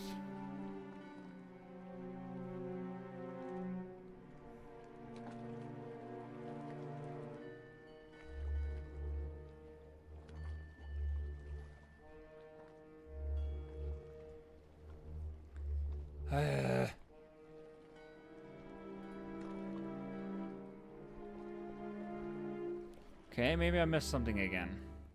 No, back to him. Okay.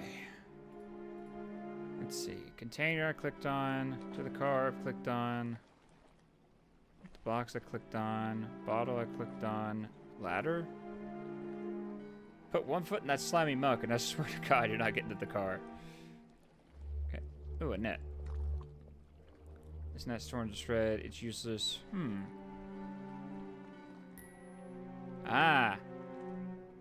A fishbone? Seriously? You gotta break that habit of pocketing every straight thing you find. I'm a resourceful man. Okay, now I use that to get the cat out of there so I can open the box.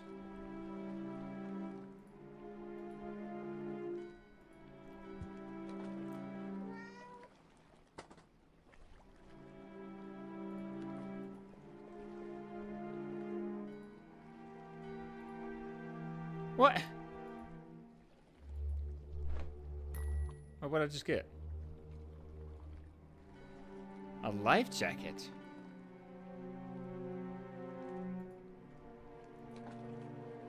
You don't want to give that to Lewis.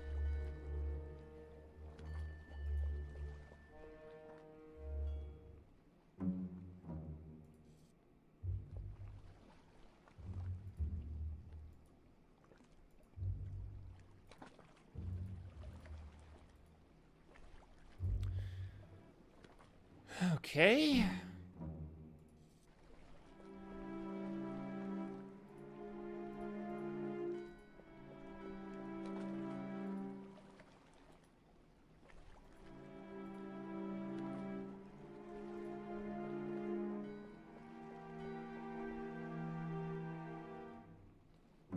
Life jacket, life jacket, life jacket.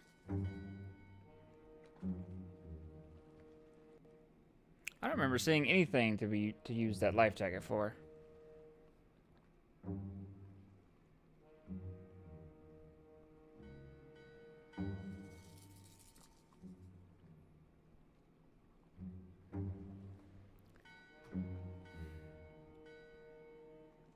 I was already here. Let's go back to this. I need to start looking at things everywhere, and I'll start with here. A sign. Can I do anything with the sign? I've been working in this warehouse since I was a kid until the economy tanked. Floyd laid off half the staff. A couple of months later, he had to close down for good. Soon after, he got a blood transfusion and it gave him hepatitis, killed him. Contaminated blood. Hell of a life. Exits. Nets. There's a tangle of fish nets. They seem to be in good condition. Why?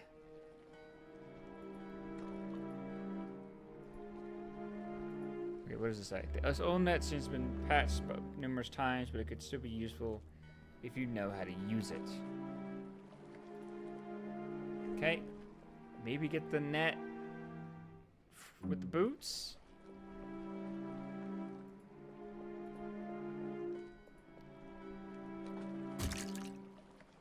You could have just reached down and grabbed it, but okay. Whatever.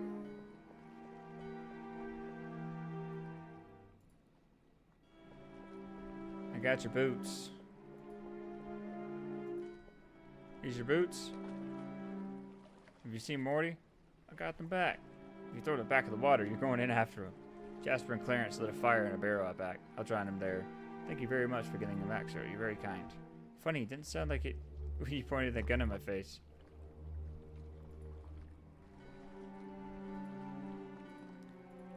I think they're smuggling. Which dock? The third one from the opposite. I think I'll pay them a visit. Wouldn't be the first time a smuggler has invited me for a drink. Nice. Hey! What are you doing here? There's hooch flowing around here. How about a little drink?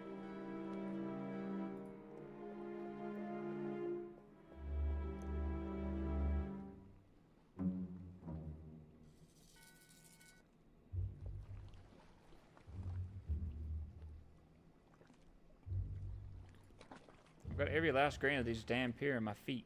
You know what? I like you, Lewis. I'll put in a word with Baron about you. We could use the extra pair of eyes on the docks. Tell us everything you know about this place. And you set me up with a drink? Deal.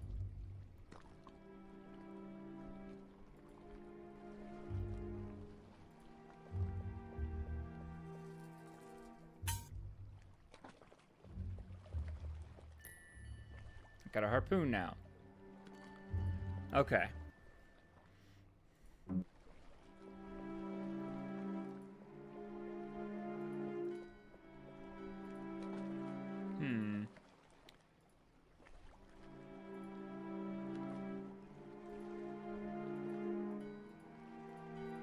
Don't you want that? Oh.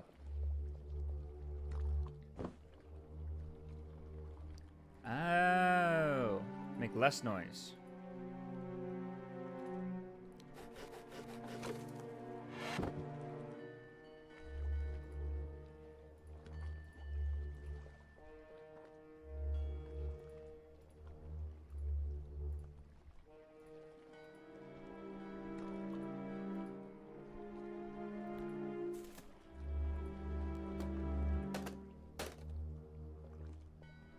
I see a well-preserved rudder, a rusty compass, a bell without a clapper.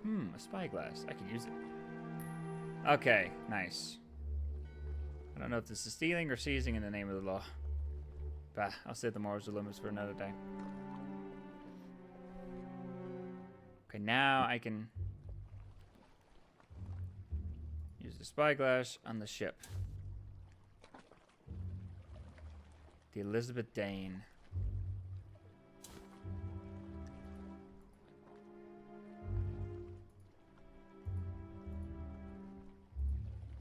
Yeah, they put a bullet in me. Can't be a cop.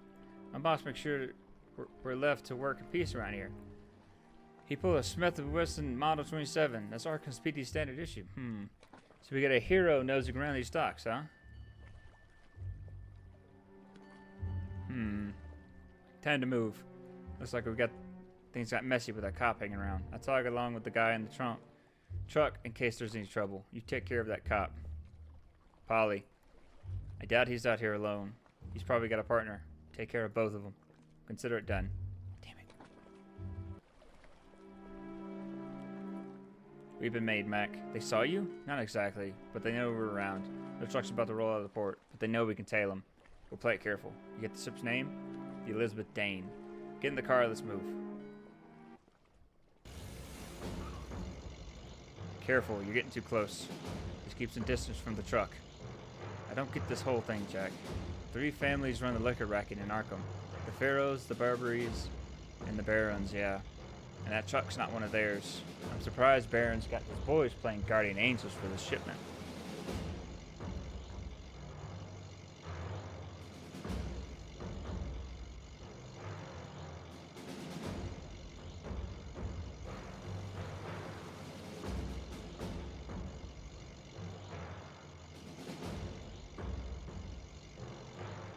I'm surprised Baron's got his boys. Okay. You know what? I doubt that son of a bitch would allow a 4th player on board. Something tells me that truck isn't hauling booze. What do you think? Dope? Dope, guns, explosives, peppermints. Anything but booze. That much I'm sure of. They're heading for the McKinney Tunnel. Don't lose them. They're heading for the outskirts. Lucky you. Don't you like the country? What? Didn't you want to live out in the country? No. That's Mary's thing. She's got this romantic idea of us becoming farmers, you know? Like we're settlers from the last century. I lived that life as a kid, and it's hard. I don't want little Jim growing up friendless, throwing rocks at lizards. The crops are dead. Most farmers are flooding into the city, hoping for a better life. That's what I tell Mary. She doesn't realize how good we've got it in town. She's stubborn, Jack. I don't know how to shake it out of her. I see you getting up every day at 5 in the morning to feed the chickens. Over my dead body. We're coming out of the tunnel. And ease off, Mac. You crowd in the truck again. Damn it. I think the clocks were tailing him. Kill the lights, quick. Too late. Brake, Mac, brake. Look out. What the hell do you think you're doing, coppers? Shit, he's got a Tommy gun. Damn it.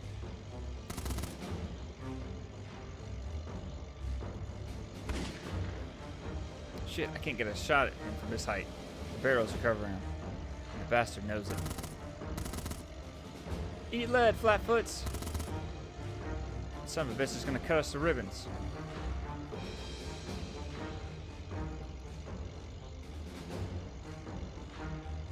Where's the megaphone? In the back seat. What do you think you can do? Convince the guy? You think we'll drop the Tommy gun and call it a misunderstanding?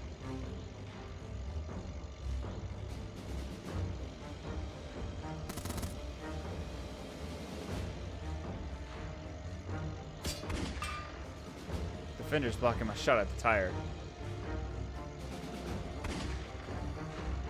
There's blackish liquid bleeding from one of those barrels. Looks like oil? I told you, Jack. Those barrels aren't liquor. Son of a bitch is gonna cut us to ribbons.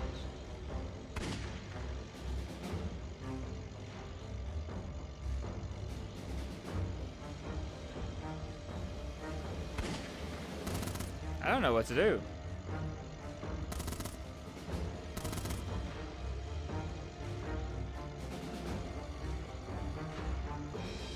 Ram the truck. You sure? Maybe we'll shove him off the road. Alright, hold on tight.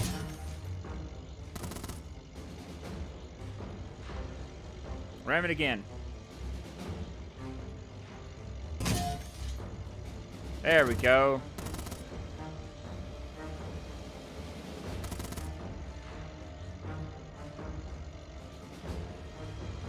Do it.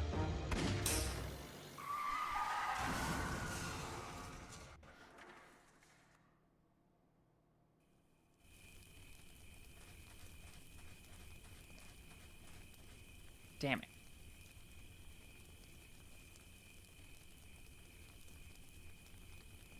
I don't like this one bit, Jack. We should get the hell out of here. Look, it was an accident. The boss will understand. That's not what this is about. Screw those goons. It's for God's sakes, can't you feel it? Feel what? What the hell was that? It's getting into my head. What? It's poking around the brain. Let's go, Jack. This isn't normal. Listen, Mac, I don't know what the hell's wrong with you. Just let me check if these two guys are dead or alive and see what they were hauling. Then we're gone, okay? Damn, just did that to them. I just shot the back tire. It was for self-defense. All the barrels are oozing a vicious black liquid. What is this stuff? The tank's leaking. If that pool of gas reaches the flames, we're in trouble. No pulse. Rest in peace, you idiot. He didn't make it. I still don't know where the truck was heading. I think I should check the cab. Might be something. Though I'm worried about Mac. I'll go check on him. Mac? For God's sake, Mac. What are you doing? It's the only way to end this, Jack. What? Put the gun down, please. We mean nothing in this universe. We don't fit into their plans. They're not even aware of our existence. They'll crush us like ants. It's made you see the vastness of the cosmos, you know. Who are you talking about? It's bigger than we can conceive. And there are unimaginable horrors in the depths of space. How am I supposed to live after knowing all of this? Put the damn gun down, Mac. Can't you see it, Jack? You do the same in my place. Think about what you're doing, for fuck's sake. You've got a wife and kid. What am I going to tell Mary? Tell her that...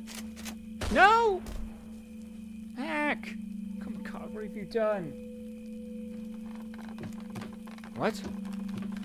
What the? Oh! Holy fucking shit. Damn it. That fucking sucks. What? You've seen it, Jack. What did you see? All of it. The chase, Detective Martyr's death, and that creature. I feel absolute terror, as if an aura of evil was floating in the room. You too? We experienced the same panic as when the creature appeared. I don't know how it happened, but it did. We shared your fear. No, I can't explain it. For several months now, I have had patients who have experienced irrational panic attacks. Their description of the terror they suffered was exactly what we just experienced. Everything pointed to some kind of mass hysteria, but after tonight, I believe that something inconceivable and beyond rational thought is happening in Arkham. But I have to admit that it's real. Please accept my apologies for not believing you, Mr. Foster. I'm sorry I put you through that again. Okay, yes, so I'm not crazy, right? No, of course not. But you insisted that what happened to me were mere fantasies. Had I known, I wouldn't have questioned your sanity. I'm very, very sorry. It's alright, don't sweat about it. Just one thing. I told you. You know, Jack, I haven't had a chance to tell you about this, but I've always believed your story, and it's sensed something amiss in Arkham. Lately, there have been countless calls to the police station reporting stories that defy rational explanation. The captain doesn't want to hear any of it, but since I got here, I felt something in the air, as if a prelude to a grave, impeding event. I felt it too. In fact, just as I entered our victim's room, I thought I was going crazy again. Hey, Jack. Yes? How are you feeling? Me? Right now? Liberated. The doctor stamped my report. I can now say that I'm completely sane, agent. And I'll shove it in the face of any idiot who questions my sanity. Let's move. The case won't solve itself. You don't need to go back to our office? What? Okay, I guess back to the police station then.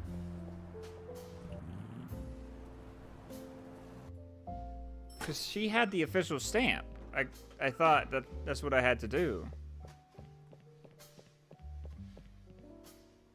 He's still not here. Oh my gosh. Someone did something wrapped in a newspaper. This is coming with me. Oh.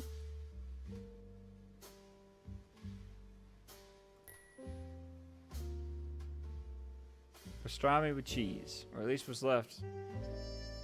Or at least that's what I gather from the greenish moldy filling. Okay, so I literally need to click everything and everywhere. Okay, we're going to the lobby. This one. No, not here, not here. Let's feed the dog the pastrami, which is here. Maybe I get a drink or something. Not really sure what it's gonna do to feed a dog a pastrami. You wouldn't?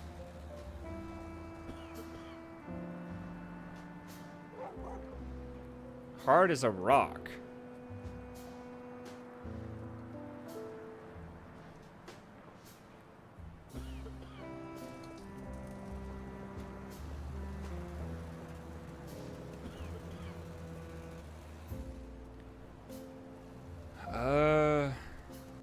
Do I throw it at the guy at the bus?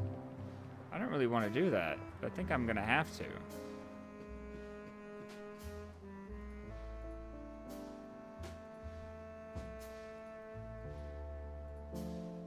Okay.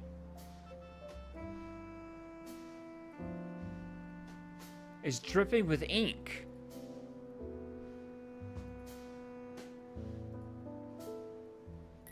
Aha!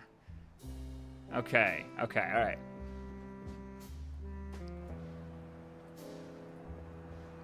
I also need to make sure I read the descriptions of the things. Go back here.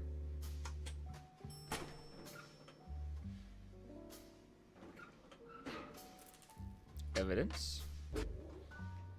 Ah, money. Duh. That's all he cares about is money.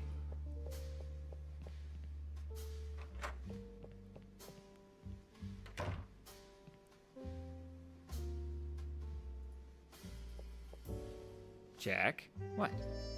Get over here. What's going on? I saw what you did with the ink from the stamp on your report and the application. You shush. Clever, huh? It's illegal. You cannot do such things. Look, Harvey, more than half the cops in this precinct are crooked.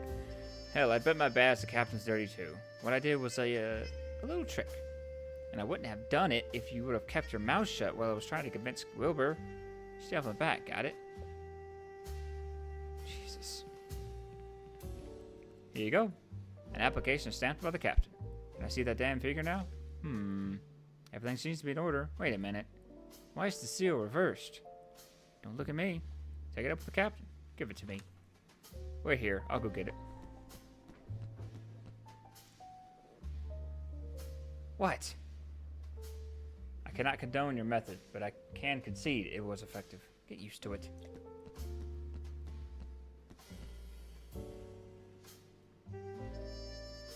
God, this thing weighs a ton. What's this made of? I have a faintest idea of something mighty strange. Like the figure itself. Gives you the creeps, huh? Feels like getting rid of it for Malone's sake. He's been acting weird since this thing's been here. What's wrong?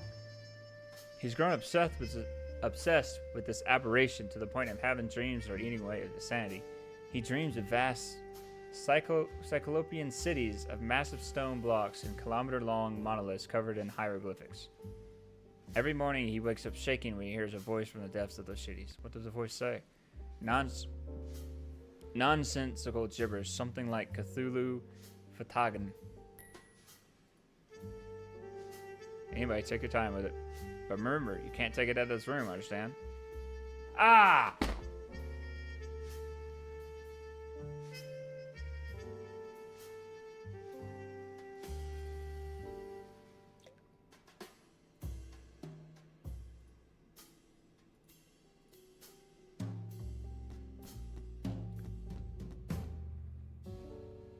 So I need the replica.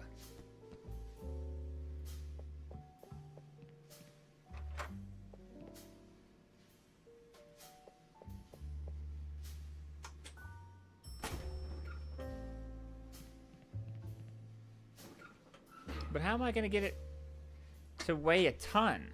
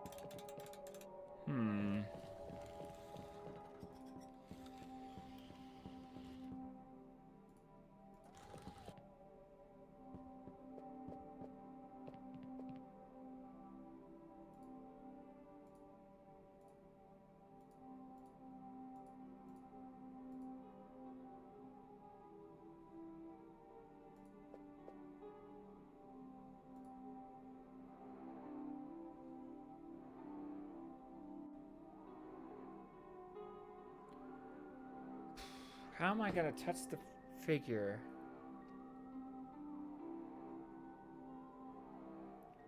With him looking at me the whole time.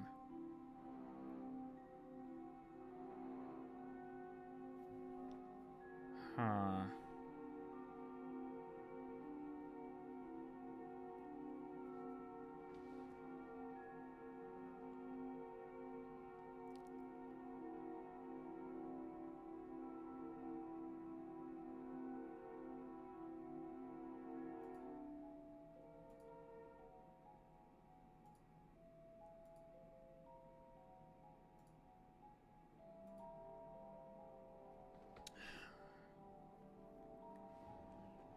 Okay.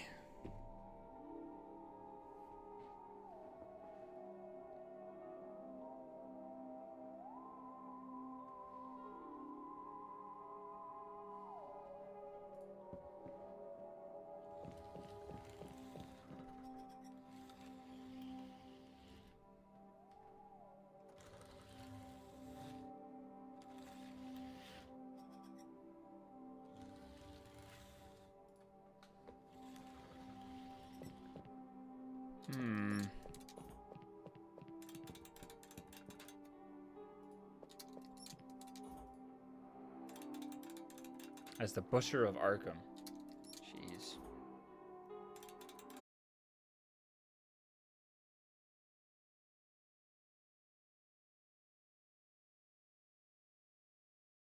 Still believe that those who escaped still roam Arkham.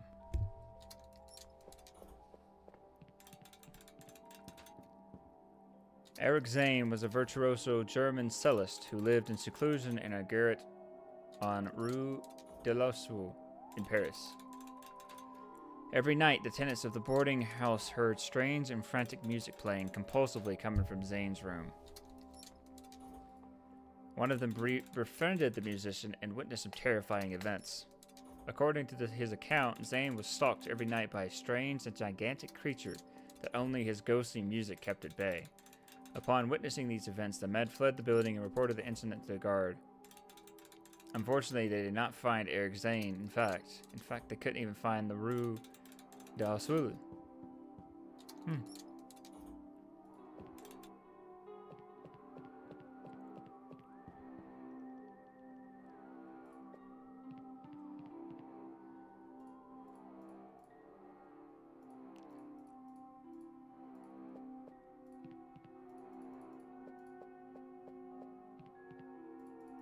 Okay, everything's the same.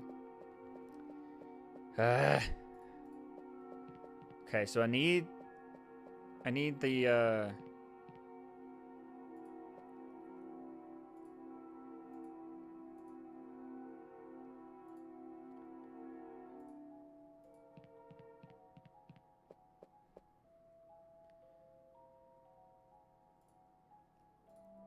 This is also the original. I'm not willing to lose this one, even if it is a copy. I'm sorry, detectives.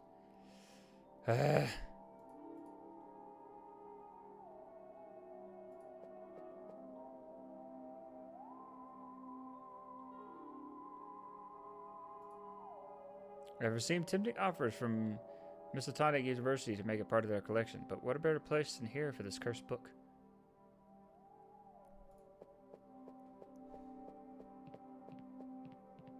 Professor Roman. Roman Drovrik. Thanks to him, the museum has priceless pieces such as Eric Zane's cello. It is a pity that he's no longer with us.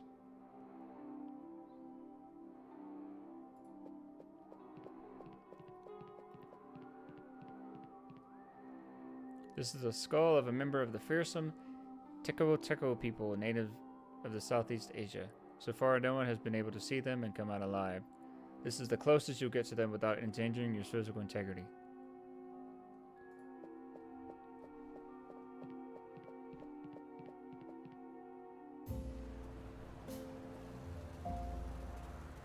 Okay. I'm pretty sure I clicked everything I can from this one. Let me try this.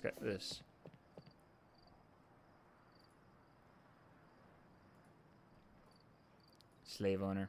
Nice. Okay. Sign. No. Okay. To the park.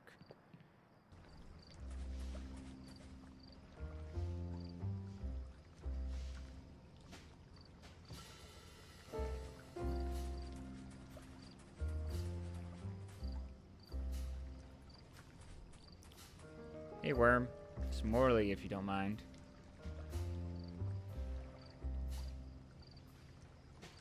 You don't seem to be having success. At this hour, there's no one left except a couple of cops making the rounds, and then that crazy guy with the sign who says I work for the devil. I'm waiting for the campaign team to come and take over the stand. My shift is over, but I don't want to leave it alone at the mercy of the mayor's rivals. Give me one reason why I should vote for Bradley. Our beloved candidate has promised to implement employment policies through the construction of public infrastructure. With this measure, the vast majority of Arkham's unemployed will be able to have a decent job. That measure has just been approved by President Roosevelt and is nationwide. And to that end, the Public Works Administration is being created. I think Mayor Bradley is passing off that measure as a future accomplishment of his. Where'd you get this wise owl? Nice hire, huh? Yeah. Swear this isn't a con. Well, you say that. The Frank the Worm I knew was a foul-mouthed guy who spit more than he spoke. And now, I don't know, you talk as if you've read at least one book. Prison refit my compass, I was throwing my life away. Look at that, a case of successful reintegration. So it appears. Got paperwork that says this stand's legit? Yeah, I got a license signed by the mayor's campaign team. My name's on it. Want to see it? Sounds tidy, I'll take your word at it. You trust him? He projects confidence. I do. You heard him, we won't bother you. Or should I thank you?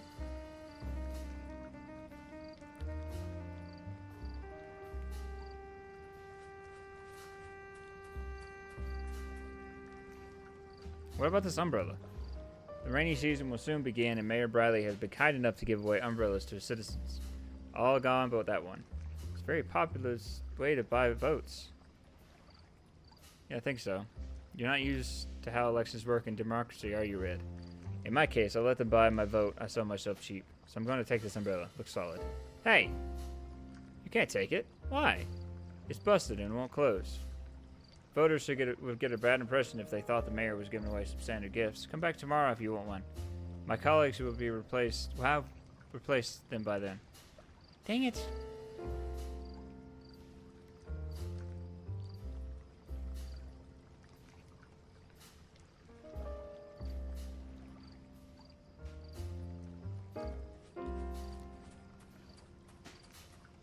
That's the cane. That's a cane. I can literally use that. Ah! One thing after the next.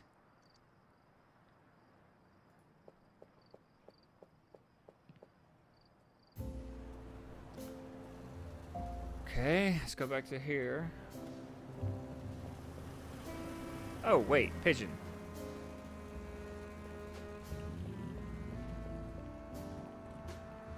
Dang it.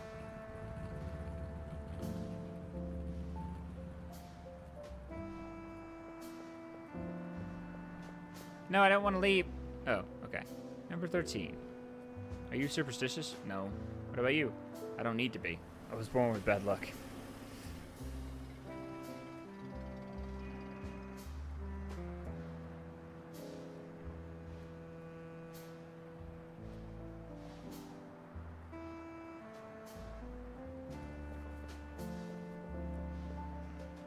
Ad for women's swimsuit. Where exactly are they meant to swim in Arkham? In the filthy Mistotonic River? Okay, well there's nothing else here.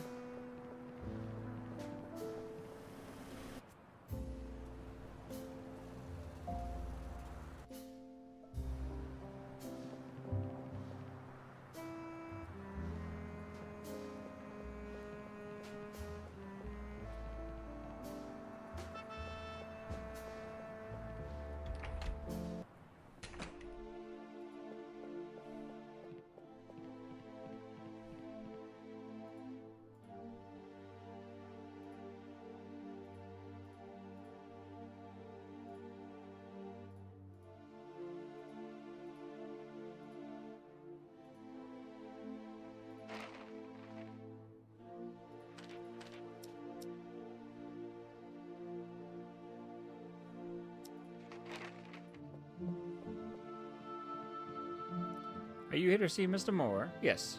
Your invitation, please. You don't have an invitation. I can't let you in. It's a private event. We're here from Arkham PD. I'm Detective Foster, and this is Detective Whitman. We need to speak with Philip Moore. Since the event began, 3 fake cops and a supposed army colonel have shown up. Oh, and that weird guy who has been posing as the Archbishop of the Archdiocese of Boston. Everyone wants to see Mr. Moore, and I can understand why, but without an invitation, I can't let you in. I don't know what to do.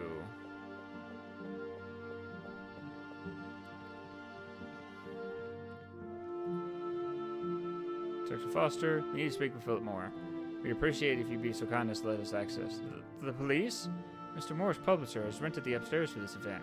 For the duration of the event, we have no decision as to who may or may not have access. Didn't you hear my partner, pal? We're the police. I understand, but the contract stipulates that access will be managed solely and exclusively by the publishing company. We would help you if it were in our power, but we don't want to risk a lawsuit from them. The publishing house belongs to the Harvest Communication Powers. They have a lot of power. Hope you understand. Do you know this is obstruction of justice? Don't worry, Jack. We'll find a way to see Philip Moore. You're playing with fire, pal.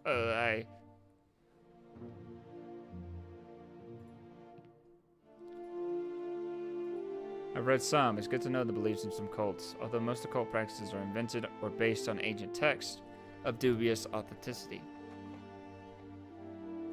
They're helpful reads, but practically irrelevant to my work. What do you mean? The purpose of a cult is to subdue its members, surrounding the cult with an aura or esotericism. Cool. Is something that unfortunately appeals to many people. If you knew how many cult leaders believed in what they preach, you would be surprised. All this paraphernalia is just a hook for the members, a carrot on the stick. I see. Okay, this place is done as well.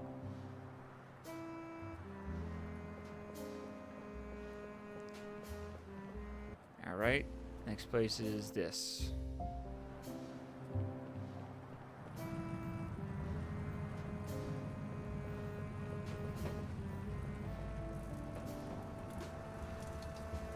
Good night, gentlemen.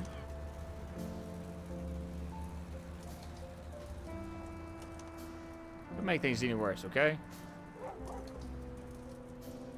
What's the dog's name? That one? No idea. He's a newcomer. He thinks we'll feed him. Not the brightest bulb. Everything okay over here? We sleep on the streets and have nothing to eat. What do you think? You've been like this since the Ford plant in Salem axed half its workforce. Folks stop buying new cars. They can barely afford used ones. You guys are cops. Surely you can afford one. Man, if I told you what an Arkham cop makes, we'd both be crying. They owe me 3 months' pay. Oh, I didn't know that. We can squeeze you in here. It's warm. Is your friend alright? Oh. Is your friend alright? Frank? Oh, well, he's having a rough day. Indigestion. And we warned him. What do you mean we warned him? We told him not to eat the canned goods from the diner. This fella from the diner next door gives away canned goods to us street folk. You think he's doing it to be a saint? Son of a bitch. They're expired and he knows it.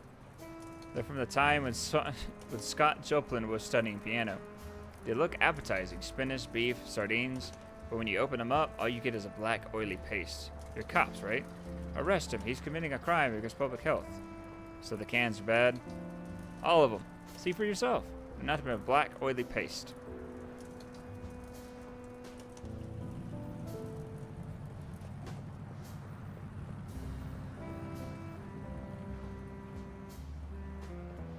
Let's see if I can do something about it.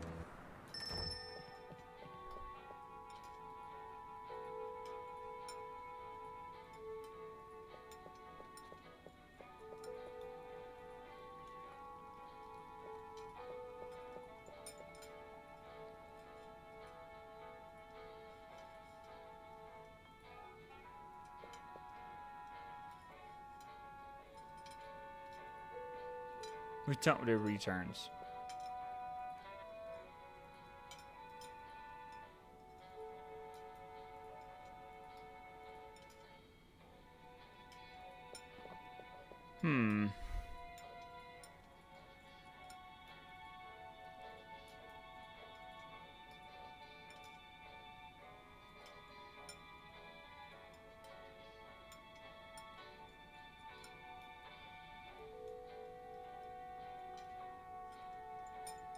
Oh, there's nothing else here.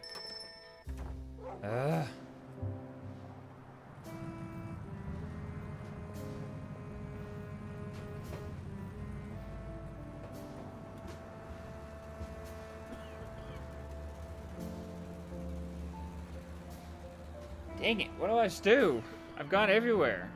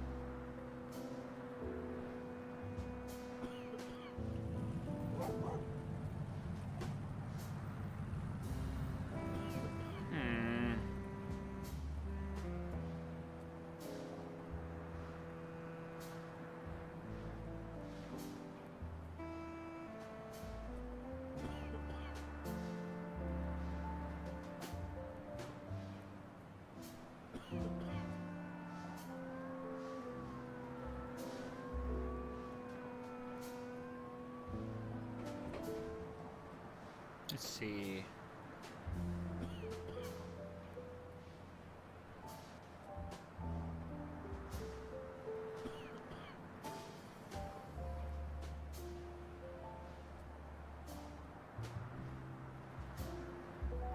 Ah. Okay. I see what I was supposed to do with a can.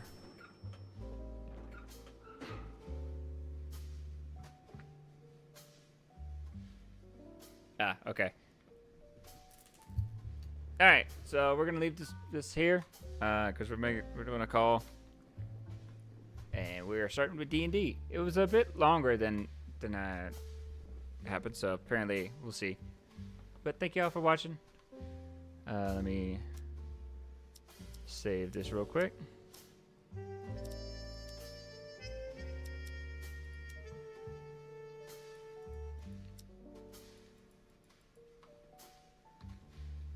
Oh, I gotta delete it.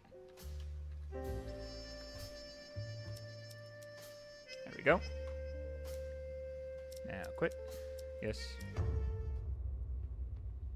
Dun dun dun. Okay, stream ending. Find someone to raid.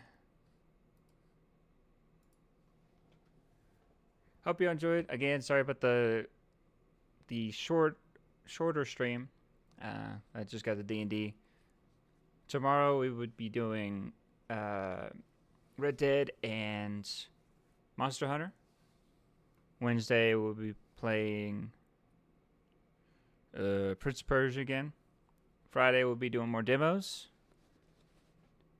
Let's see, who are we doing? We'll do the Wolf.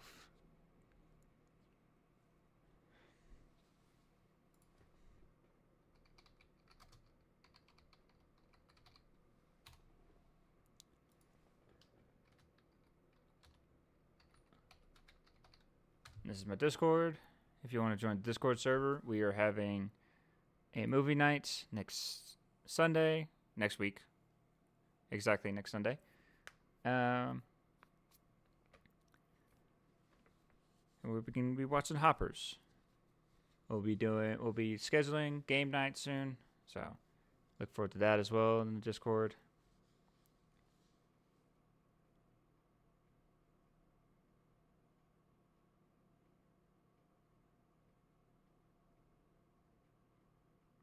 I have no idea what he is doing. Is this a be right back screen?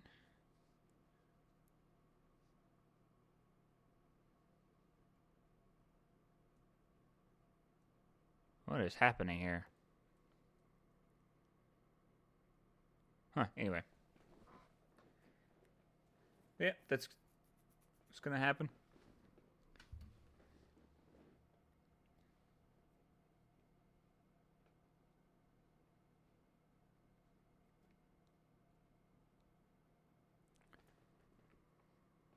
So I will see y'all tomorrow.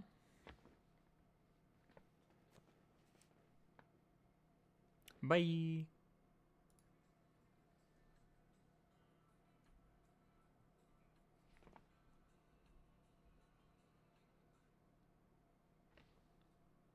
Well.